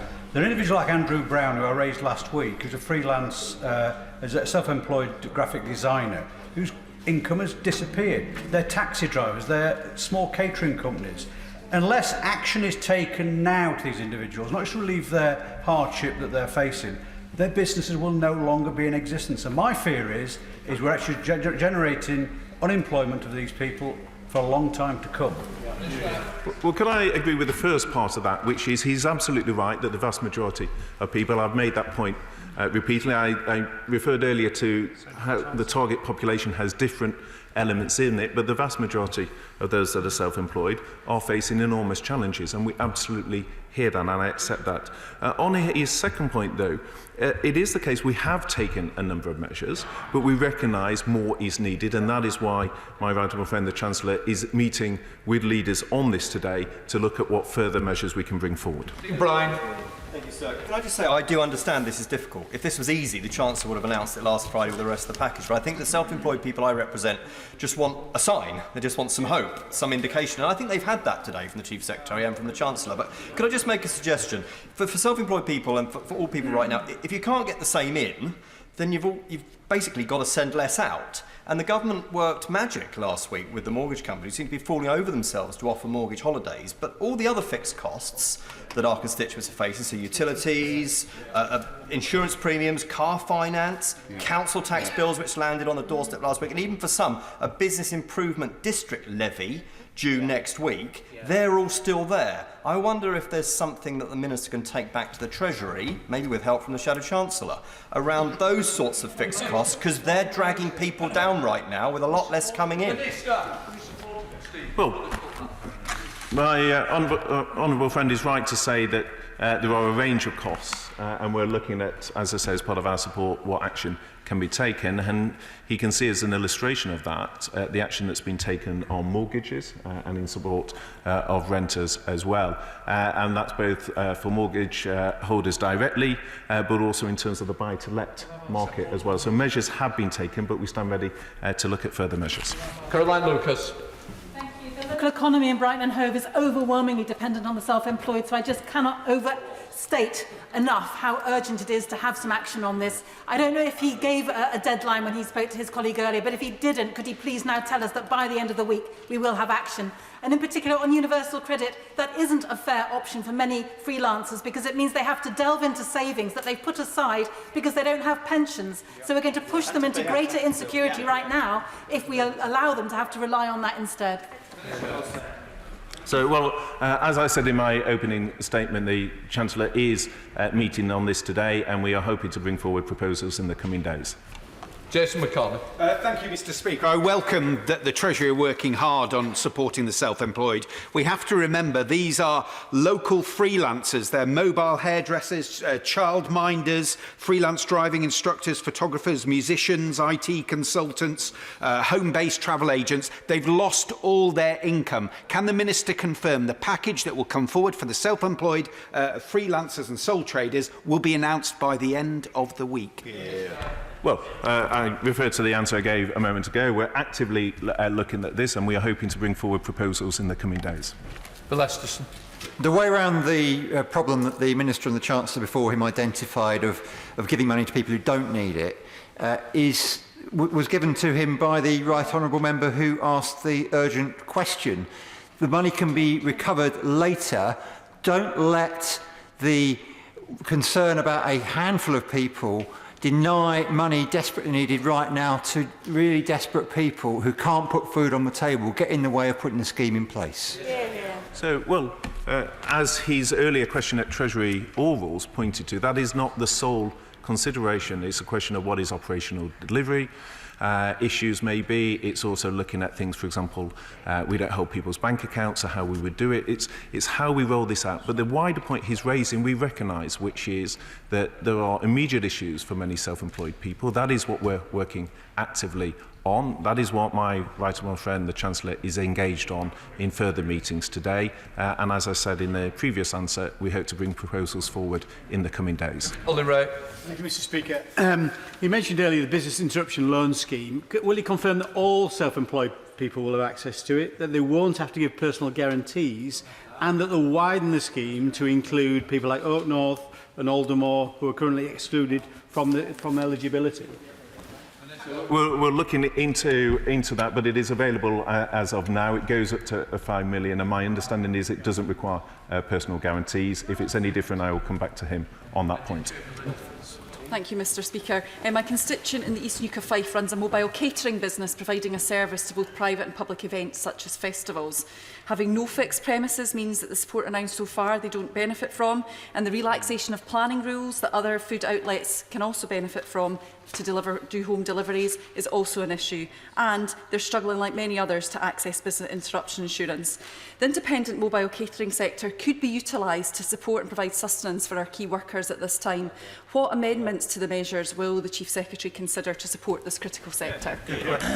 So, well, I know my right honourable friend, the Secretary of State for DEFRA, is looking at a range of options in terms of how we adapt to the change of circumstances. For example, many pubs, restaurants had significant food orders, so looking at what it means there. There's food that would have been exported previously, where there may be difficulties in exporting. So there's a range of measures in terms of the food supply within which mobile caterers will have a role, and I know that the right honourable gentleman, the member for the Secretary of State for DEFRA, is looking at these issues. Bob Blackman. Thank you, Speaker. In my constituency, I have a large number of families where one partner works in the National Health Service and the other is self-employed. The children now have been sent home from school and there's no one to look after them because if they don't work, they don't get paid in the self-employed. So can my right honourable friend look at an urgency of the scheme, but also very specifically right now, the council tax bills become due on the 1st of April next week. And people are worried, particularly in London, how they'll be able to pay them. Can they be suspended? Well, my honourable friend will recall that within the budget itself there was targeted action specifically on the point of council tax. There's a £500 million package to allow targeted support on council tax. I think he's drawing his attention to a slightly wider issue of concern, particularly where one other household is working in the NHS as a key worker and one is at home. Of course, that draws attention to the fact that this is a complex scheme we're seeking to design, but those are the sort of issues we're working through. Beeching. Thank you, Mr. Speaker. I've got so many self-employed workers in my constituency, including over 1,000 taxi and private hire drivers. They will understand from what's been said this morning the government has good intentions, but they will respond to me that good intentions don't pay the bills. So, given there is going to be a lag with a new system coming in, what more can the government do in the meantime, either through offsetting tax bills, but also encouraging banks to be more generous with free overdraft facilities to help families through this? Let's not forget that we all bailed out the banks when they needed it. Maybe it's time for them to do something now.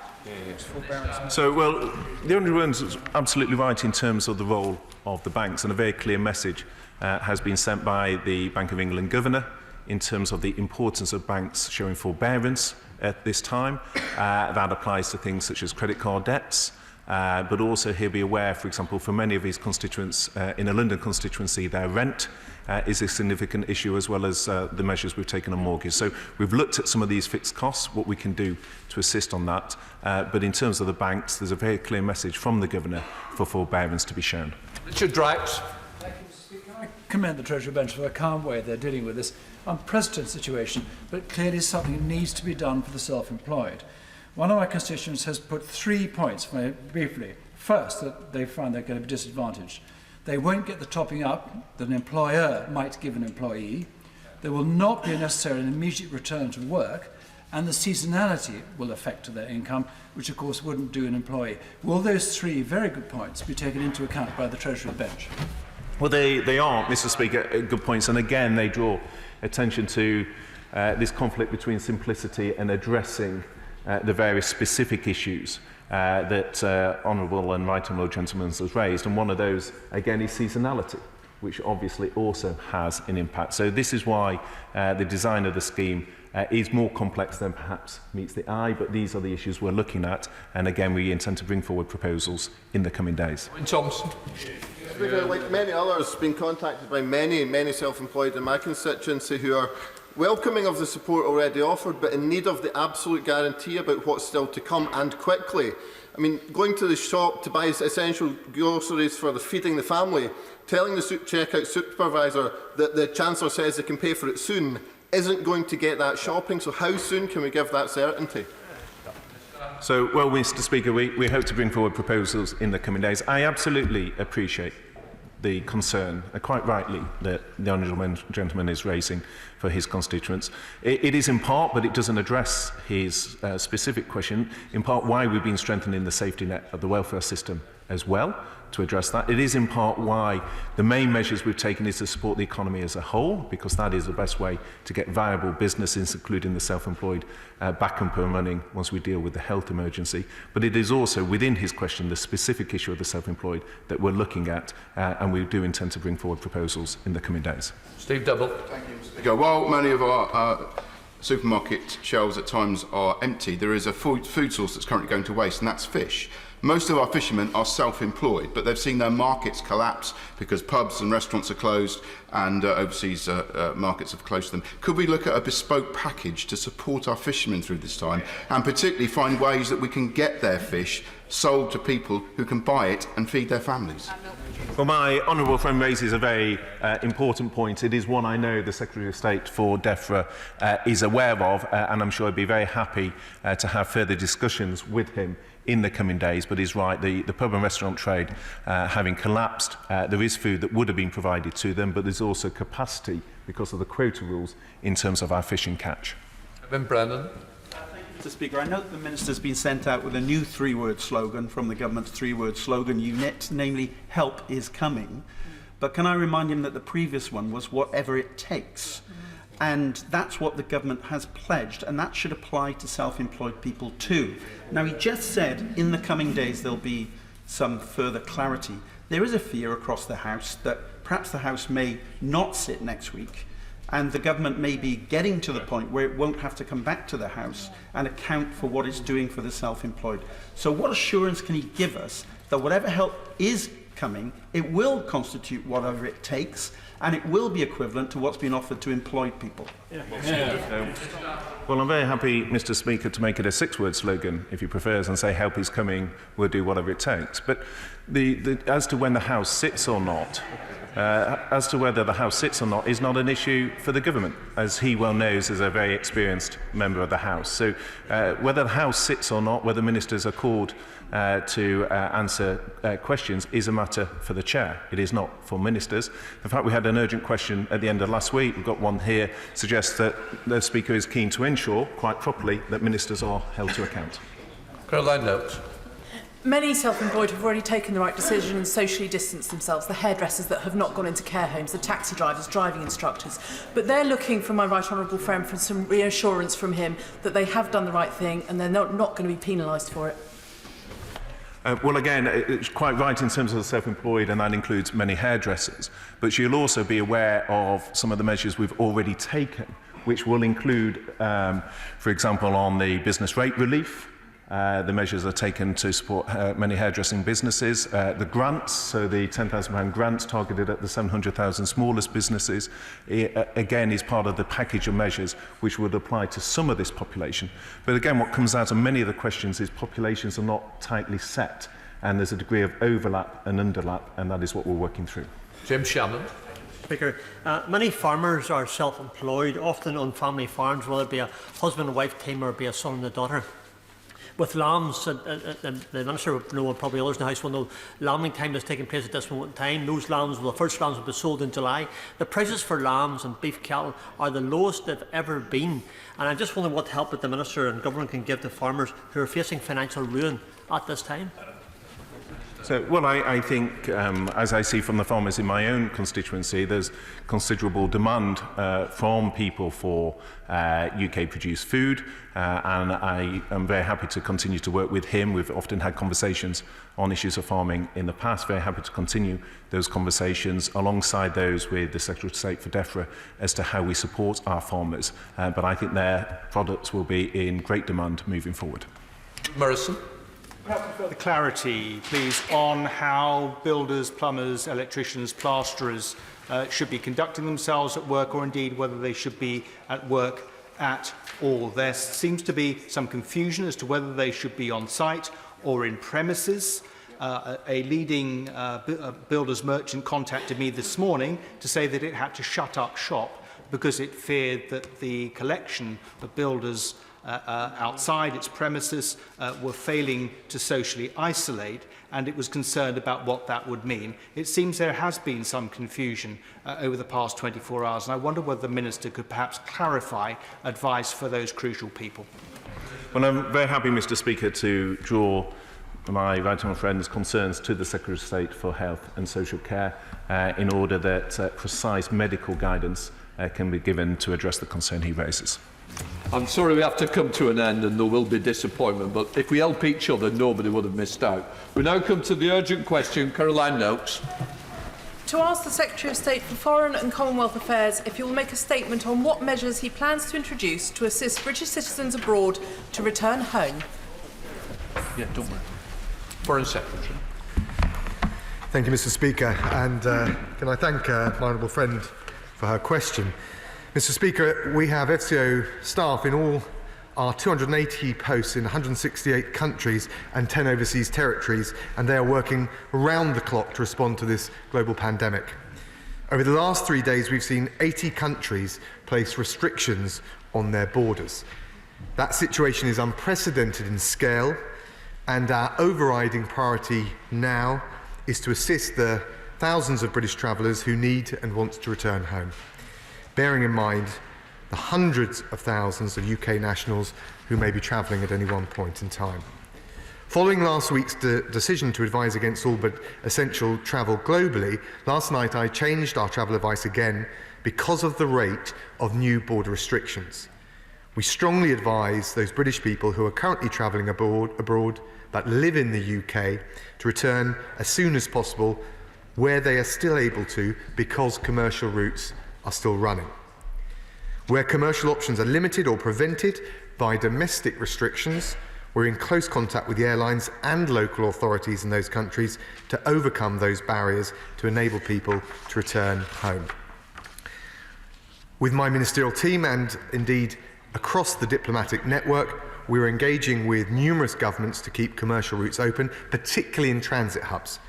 The Department for Transport is working closely with airlines to ensure travellers can rebook or find alternative routes home. Now, I know honourable members on all sides will have had constituents who will have contacted them in relation to particular countries. So can I, with the forbearance of you, Mr. Speaker, update on just a few of the countries. On Peru, I spoke to the Foreign Minister at the weekend and we've agreed special arrangements for flights to return British nationals later this week.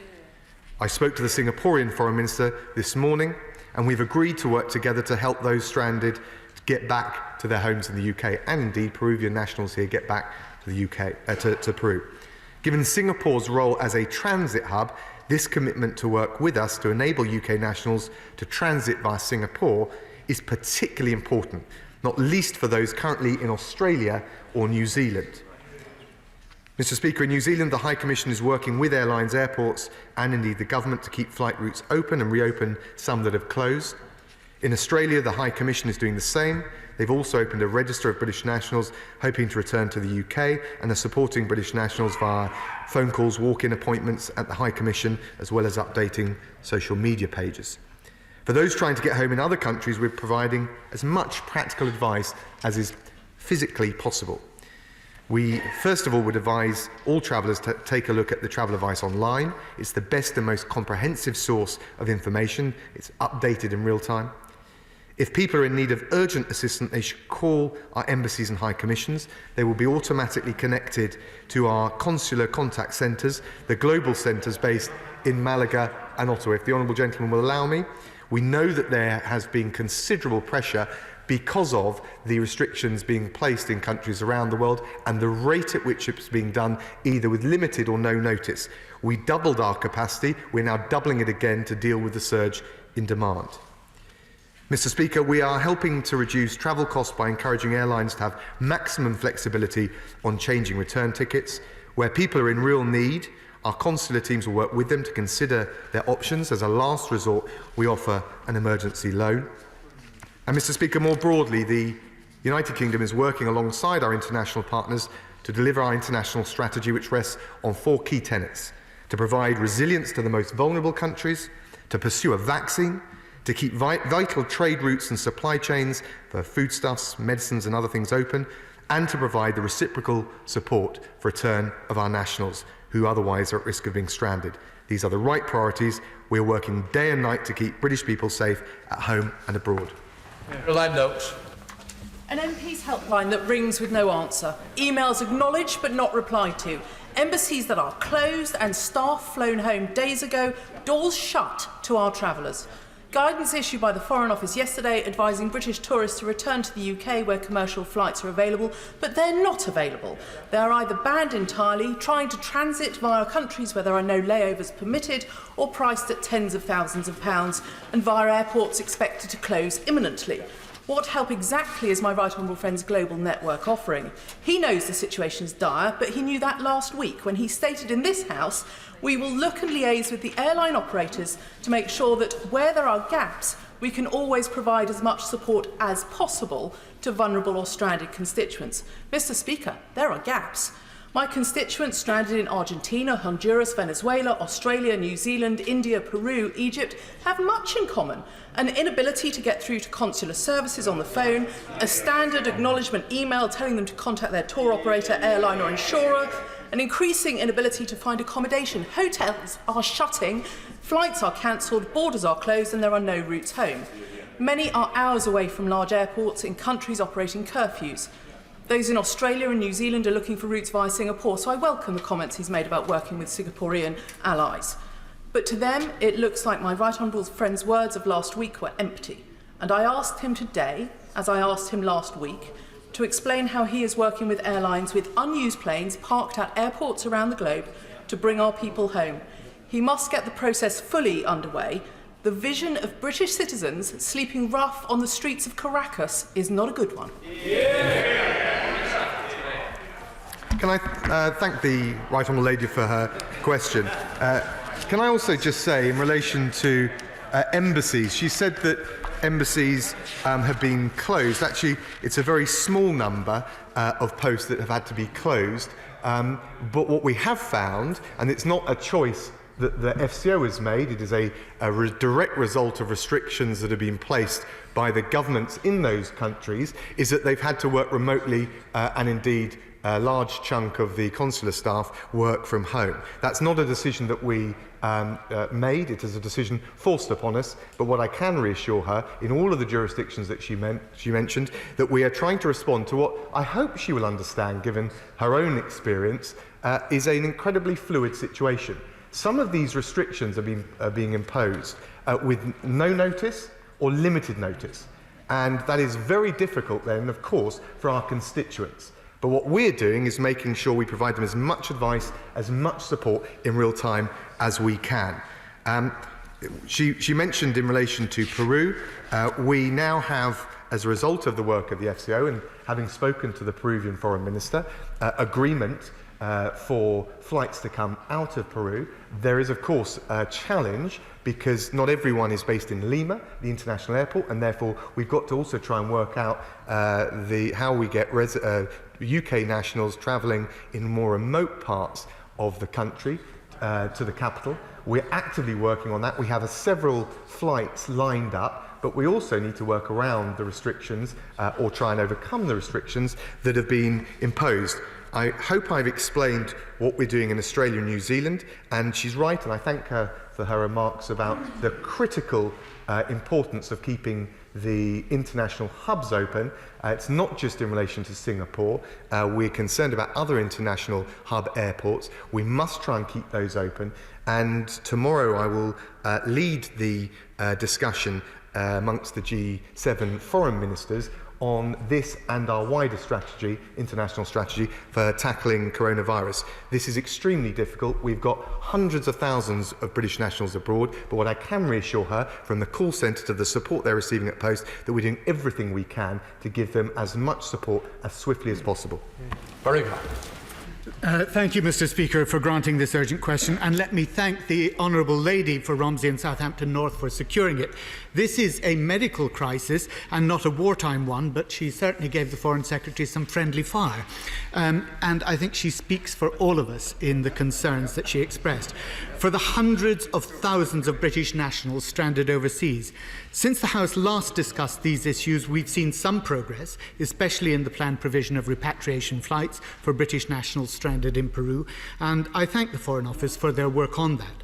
But as today's media coverage shows, and indeed the dozens of emails and calls and letters that members all across the House are receiving, from Indonesia, from New Zealand, Morocco and Pakistan, where I understand that no outbound flights are now available, this is not a crisis that can be resolved one traveller, one airline, or indeed one country at a time. It's a crisis affecting British nationals in every continent, many with young children accompanying them, many of them with worsening health conditions, running out of money and in danger of losing their accommodation. They're all in desperate need of reassurance from the government. So I hope the Secretary of State will take the chance today to clarify the statement that he made yesterday, reported across the media as an instruction to British nationals abroad, and indeed a direct quote from him, "Come home now while you still can." Obviously, despite the headlines, the Secretary of State meant this for individuals who have the option of taking a commercial flight to Britain.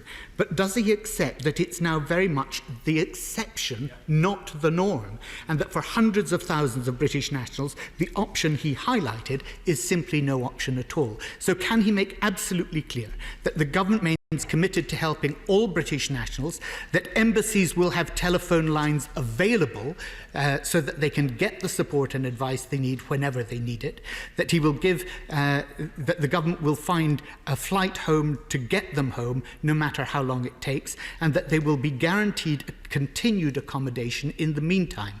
Does he have a plan to ensure the safe care and medical assessment of British cruise line passengers and their current health assessment?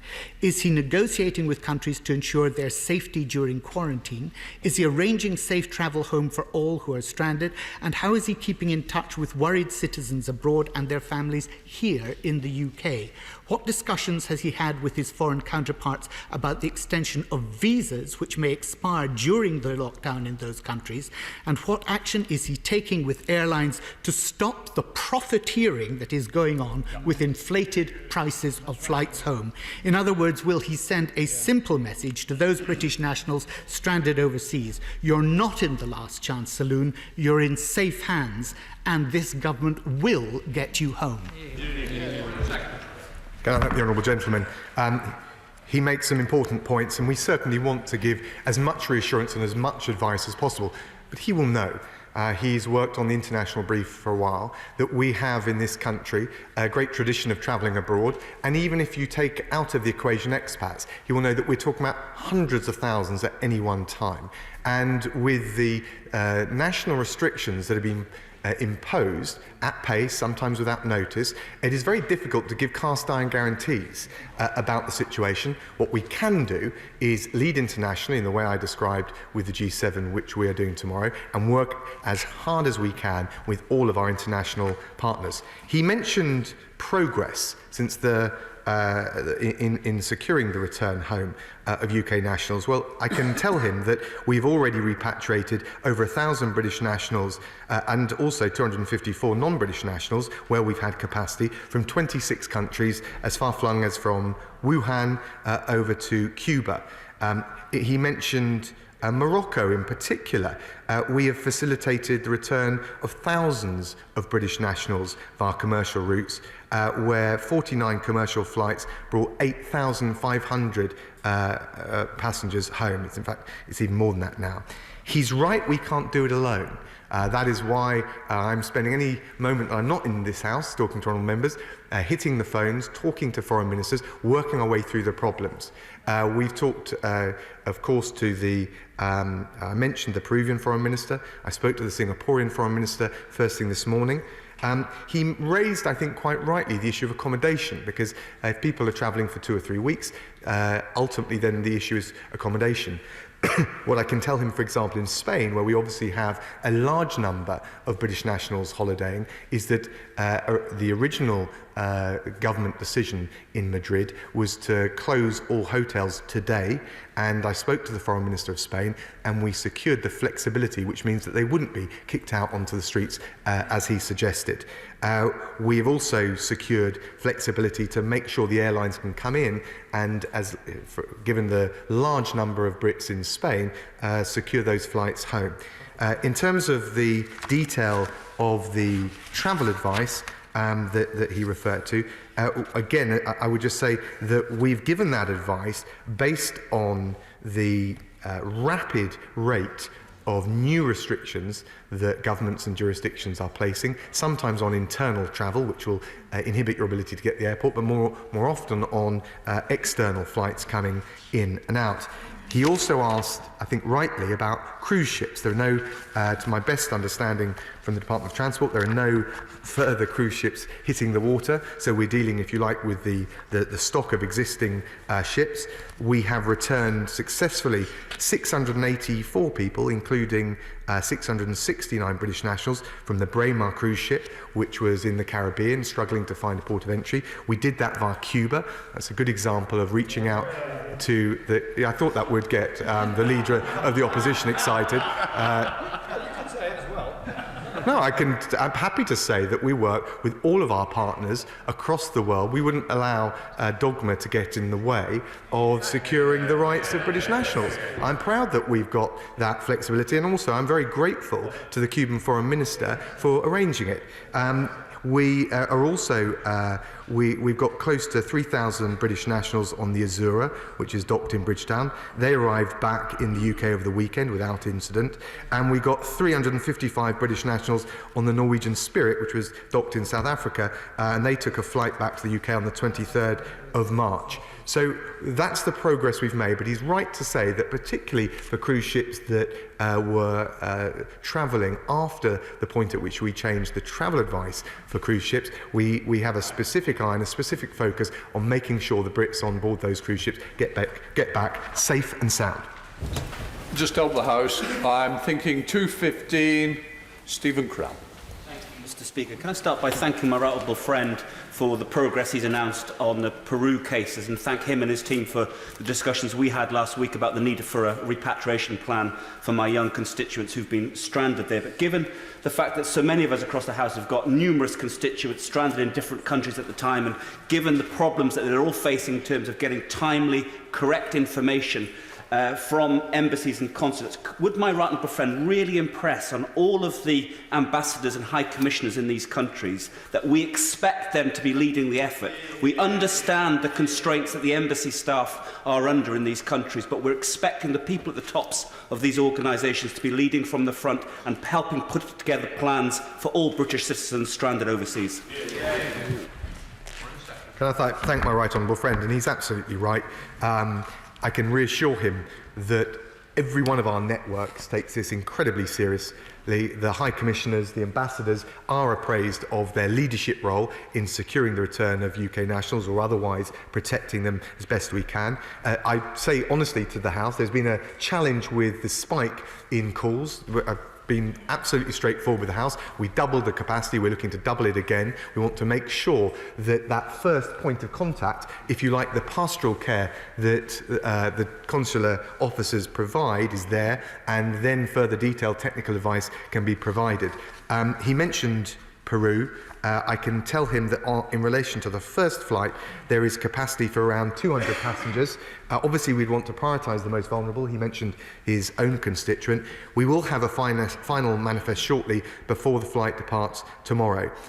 We will, of course, given the numbers in Peru, and as I mentioned, the issue of remoteness of some of them from Lima, the capital, and the airport, we are going to have more flights, and we hope to confirm the details of that in due course. And I can also tell my right honourable friend that we've got 1,000 UK nationals who have registered with our embassy in Lima. So this idea that we haven't got a system in place, actually, in relation to Peru, we've responded very swiftly.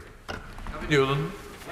Mr Speaker, since she left government, I find myself agreeing with the Right Member for Romsey and Southampton North on a regular basis, and I commend her for securing the question. But as with everything else at the moment, I appreciate this is a very challenging and fast-moving situation, but we all have constituents stranding abroad worried sick about being able to get home, many of whom, if that were to prove impossible, have no further funds to support their continued stay.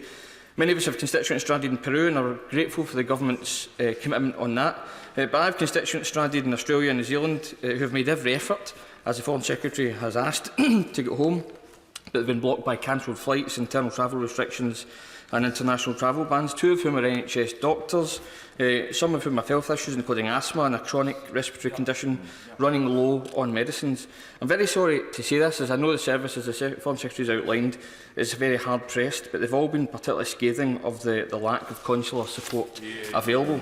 So can the FCO commit to providing clarity directly with two UK citizens abroad who are worried and isolated, to ensure they have, one, clarity about what their situation is, two, support for returning home, or three, support from UK embassies to get the accommodation and access to healthcare they need should this not be possible.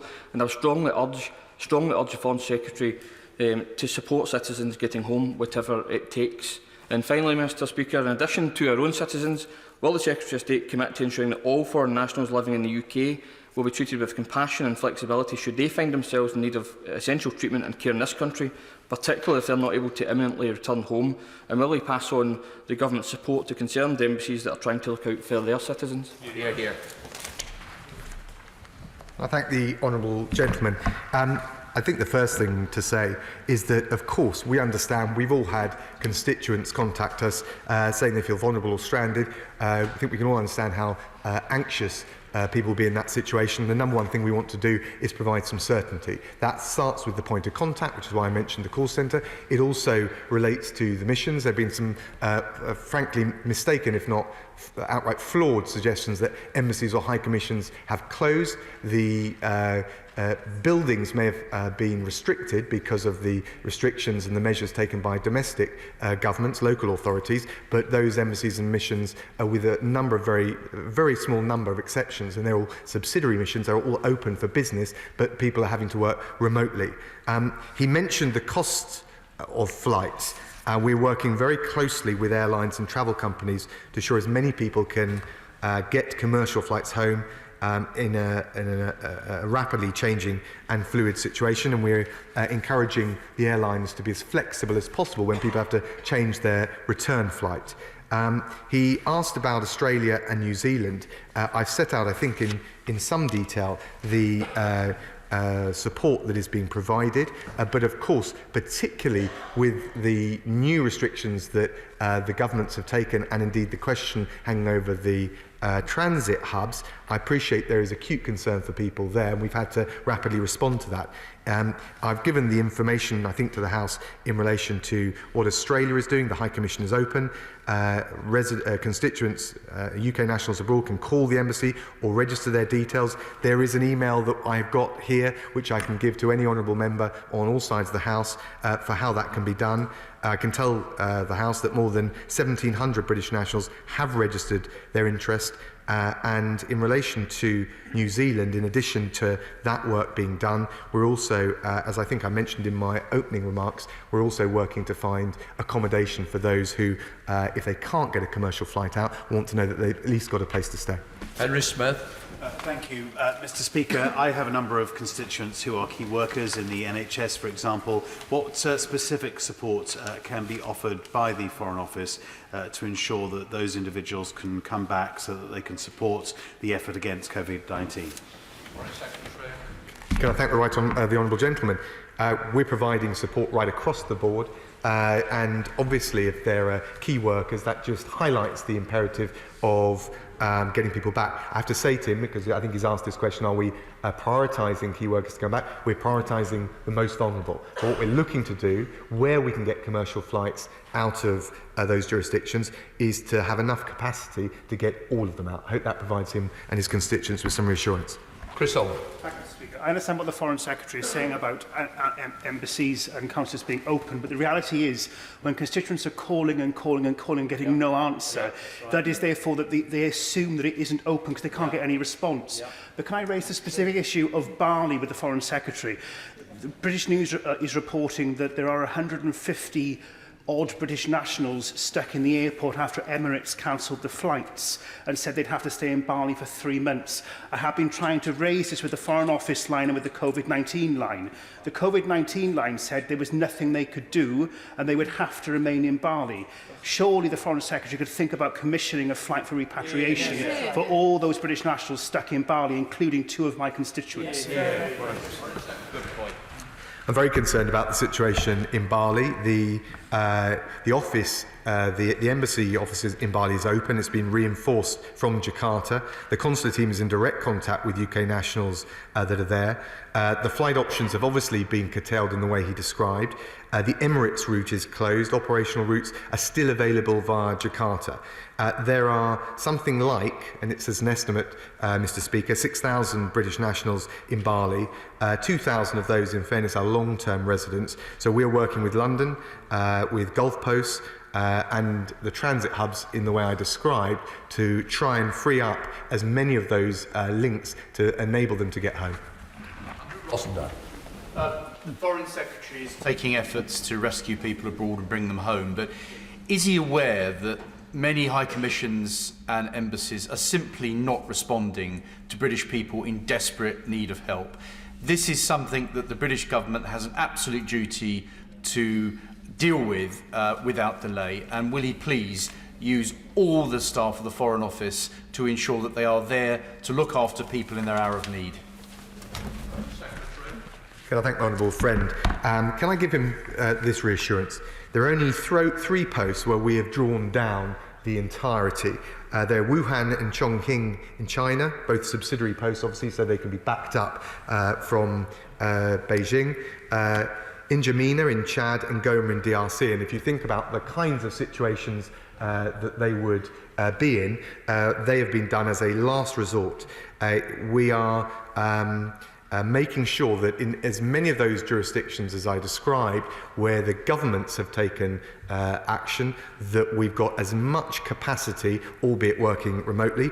We have doubled the call centre capacity. We're looking at doubling it again. And so I hope I can reassure the honourable member that my honourable friend, that we are doing everything that we can to make sure that constituents of all members across all sides of this House have got a point of contact. And again, I stress that posts are trying to deal, Foreign Office Network is trying to deal with an unprecedented situation in terms of scale and the rapidity of which these restrictions are being imposed. As others have said, Mr. Speaker, the reality on the ground does not correspond to the painting that has been, the picture that's been painted by the Foreign Secretary. I'm particularly worried among my constituents stuck abroad for David and Anne Watts, stuck in the Dominican Republic after BA cancelled their flight. He has serious health conditions, has run out of his medication. There are flights available from the Dominican Republic to other European Union destinations, but they've been told at the airport there's no guarantee they will be accepted into those countries, which is not my understanding of the situation. So can the Foreign Secretary speak both to other European governments and those airlines concerned to make clear that we should mutually be supporting each other to repatriate our citizens from wherever they are? Can I thank the right honourable gentleman? We are regularly talking to European governments. I'm speaking to my opposite numbers in Europe and across the world on a regular basis. I will look into the case of the Dominican Republic. Of course, it is less well travelled than some of those other routes, which is part of the challenge, but that just means that we need to redouble our efforts. He's, I think, quite rightly raised the fact that we're not going to get the hundreds of thousands of Brits stuck abroad back home just by lobbying airlines or engaging unilaterally in the actions that we can control. And what I can reassure him is that I'll be leading the conversation on behalf of the UK in the G7 meeting, which will take place remotely through virtual media on tomorrow, and that the four-pronged parts of the strategy are to help the most vulnerable countries pursue a vaccine, deal with the economic response, and critically to make sure we improve the international collaboration around returning our nationals. So it's true for me, it's true for the Peruvian Foreign Minister, talked about Peruvian nationals here that want to come back home. We need to make sure we keep vital air links, particularly regional international hubs, open in order to drive that effort forward, and I'll be leading the conversation for the UK in the G7 tomorrow.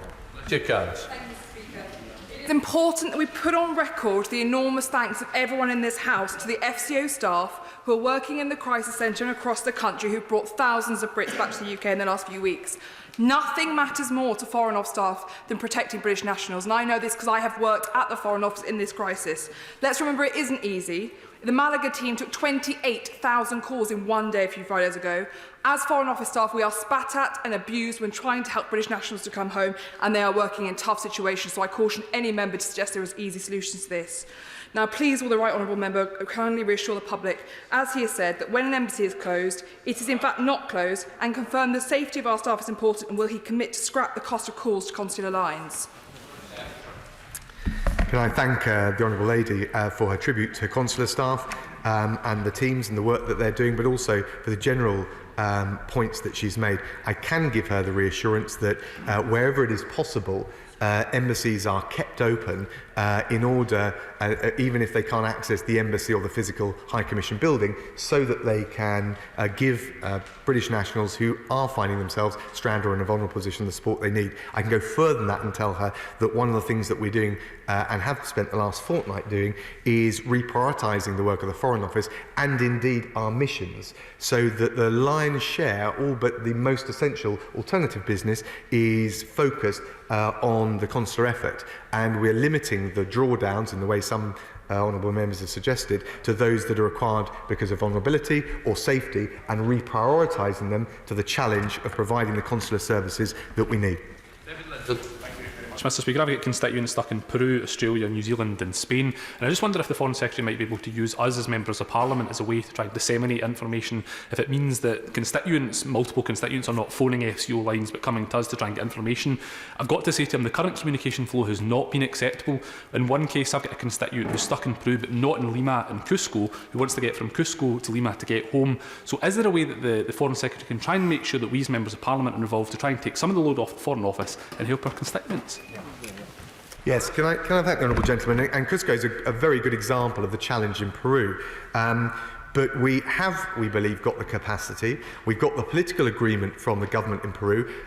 We need to make sure that the military that run the airport are delivering on that. And I can tell him that in relation to Cusco and elsewhere across Peru, we've got 1,000 UK nationals who have registered with the embassy so that we're in contact with them. That is a logistical challenge because I think by memory it's at least a day's drive to get from there to Lima. So it will require, in all likelihood, for most people, an additional internal flight. We're working very hard to secure that. He will know the challenges involved in that, but certainly the extent to which the honourable gentleman and all honourable members can disseminate the contact points and the ability to sign up for real-time travel advice, the better. That would be helpful. Peter Aldous. Thank you very much, Mr. Speaker. I commend my right honourable friend, the Foreign Secretary, for his statement. At present, I have constituents stuck in Bali, the Peru, New Zealand and on the Coral Princess. Can I just highlight a couple of issues? With New Zealand, the commercial flights are collapsing at the current time like a stack of dominoes, and with the Coral Princess currently docked in Rio, it does at present look as if my constituents won't be able to disembark and they will be on that ship for another 2.5 weeks. I thank my honourable friend. I've addressed New Zealand at some length. We are, of course, looking at that as a matter of urgency. I think the big issue in getting back from Australia and New Zealand is going to be the international hubs. I hope he's got some reassurance from the reassurances that I secured from the Singaporean Foreign Minister first thing this morning. He also asked, I think, about the Coral Princess cruise ship. Our embassy in Brasilia is working with the ministry and the cruise operator to secure permission for it to dock at Rio to take advantage of the onward flights available to London. Some British nationals have already got confirmed flights on board. We're making sure that logistically and in terms of the other nationals, we're doing as much as we can to support them to get them home. Deborah. Thank you, Mr. Speaker. Mr. Speaker, there are 32 constituents of mine who are stuck in 8 countries that we know of, and I'm concerned that some of them are running out of money. And I wonder if the Foreign Secretary could explain to us what support might be available, how they should access it, and what my caseworkers can do to assist with this.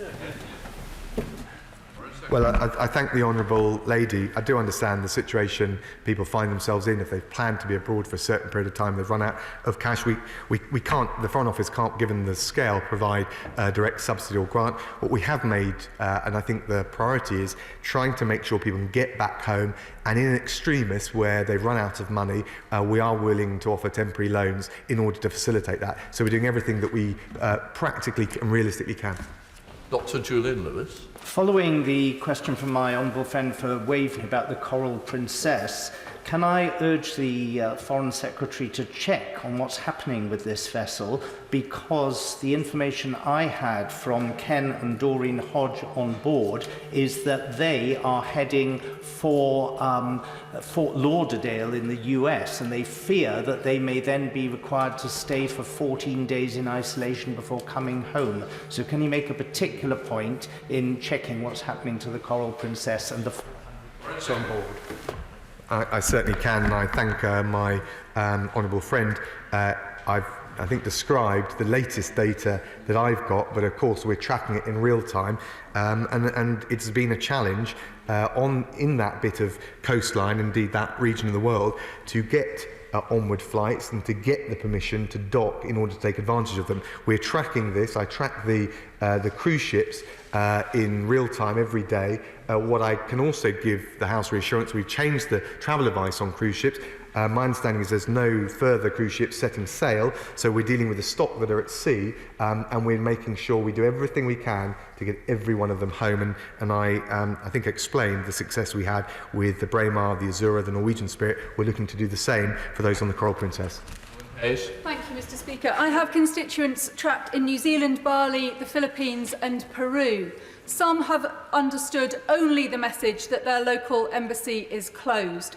Others are being told still to contact their airline or their insurer, when at this point in time it is the Foreign Office is the only place that can help them. And even in Peru, where I understand that good work is taking place, my constituents are dismayed at the lack of communication on the internal travel arrangements which need to be made in order to get them to Lima.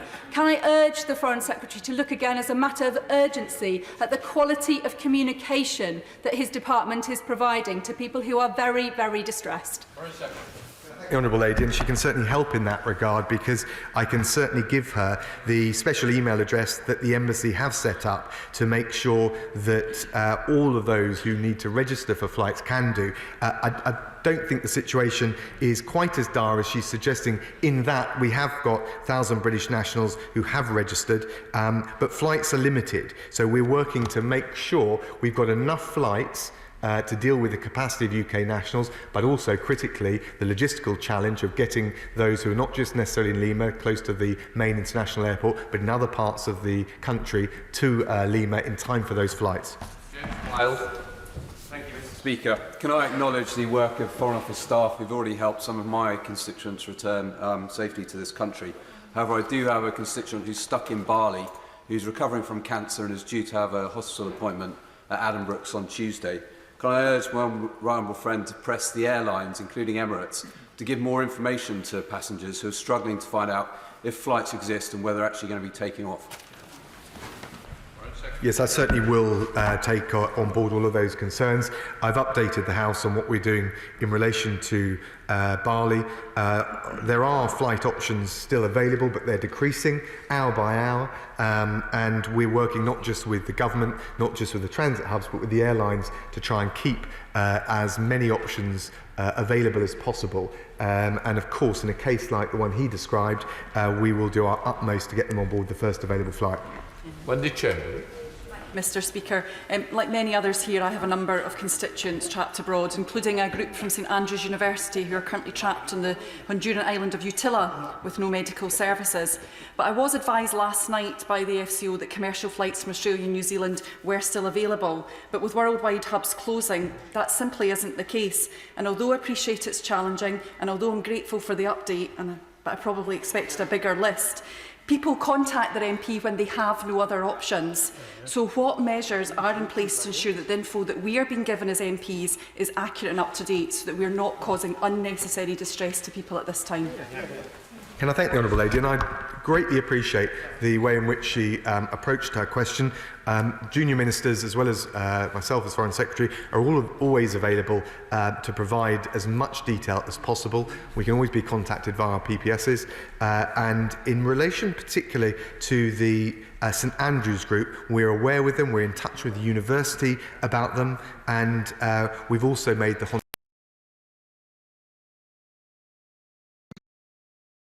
we kind of had the rug pulled out from under us suddenly, and so a few of us just got together and thought, well, how can we kind of keep the band playing? And everyone separately recorded their part to the video, and then they sent them all through to Ali, and he worked his technical wizardry. The band enjoyed the process and could obviously kind of see it coming together. Ali would email everyone with the, you know, we've got 3 people, now we've got 5 people, now we've got 10 people, come on everyone, put your contributions in. So yeah, it had a momentum of its own, really.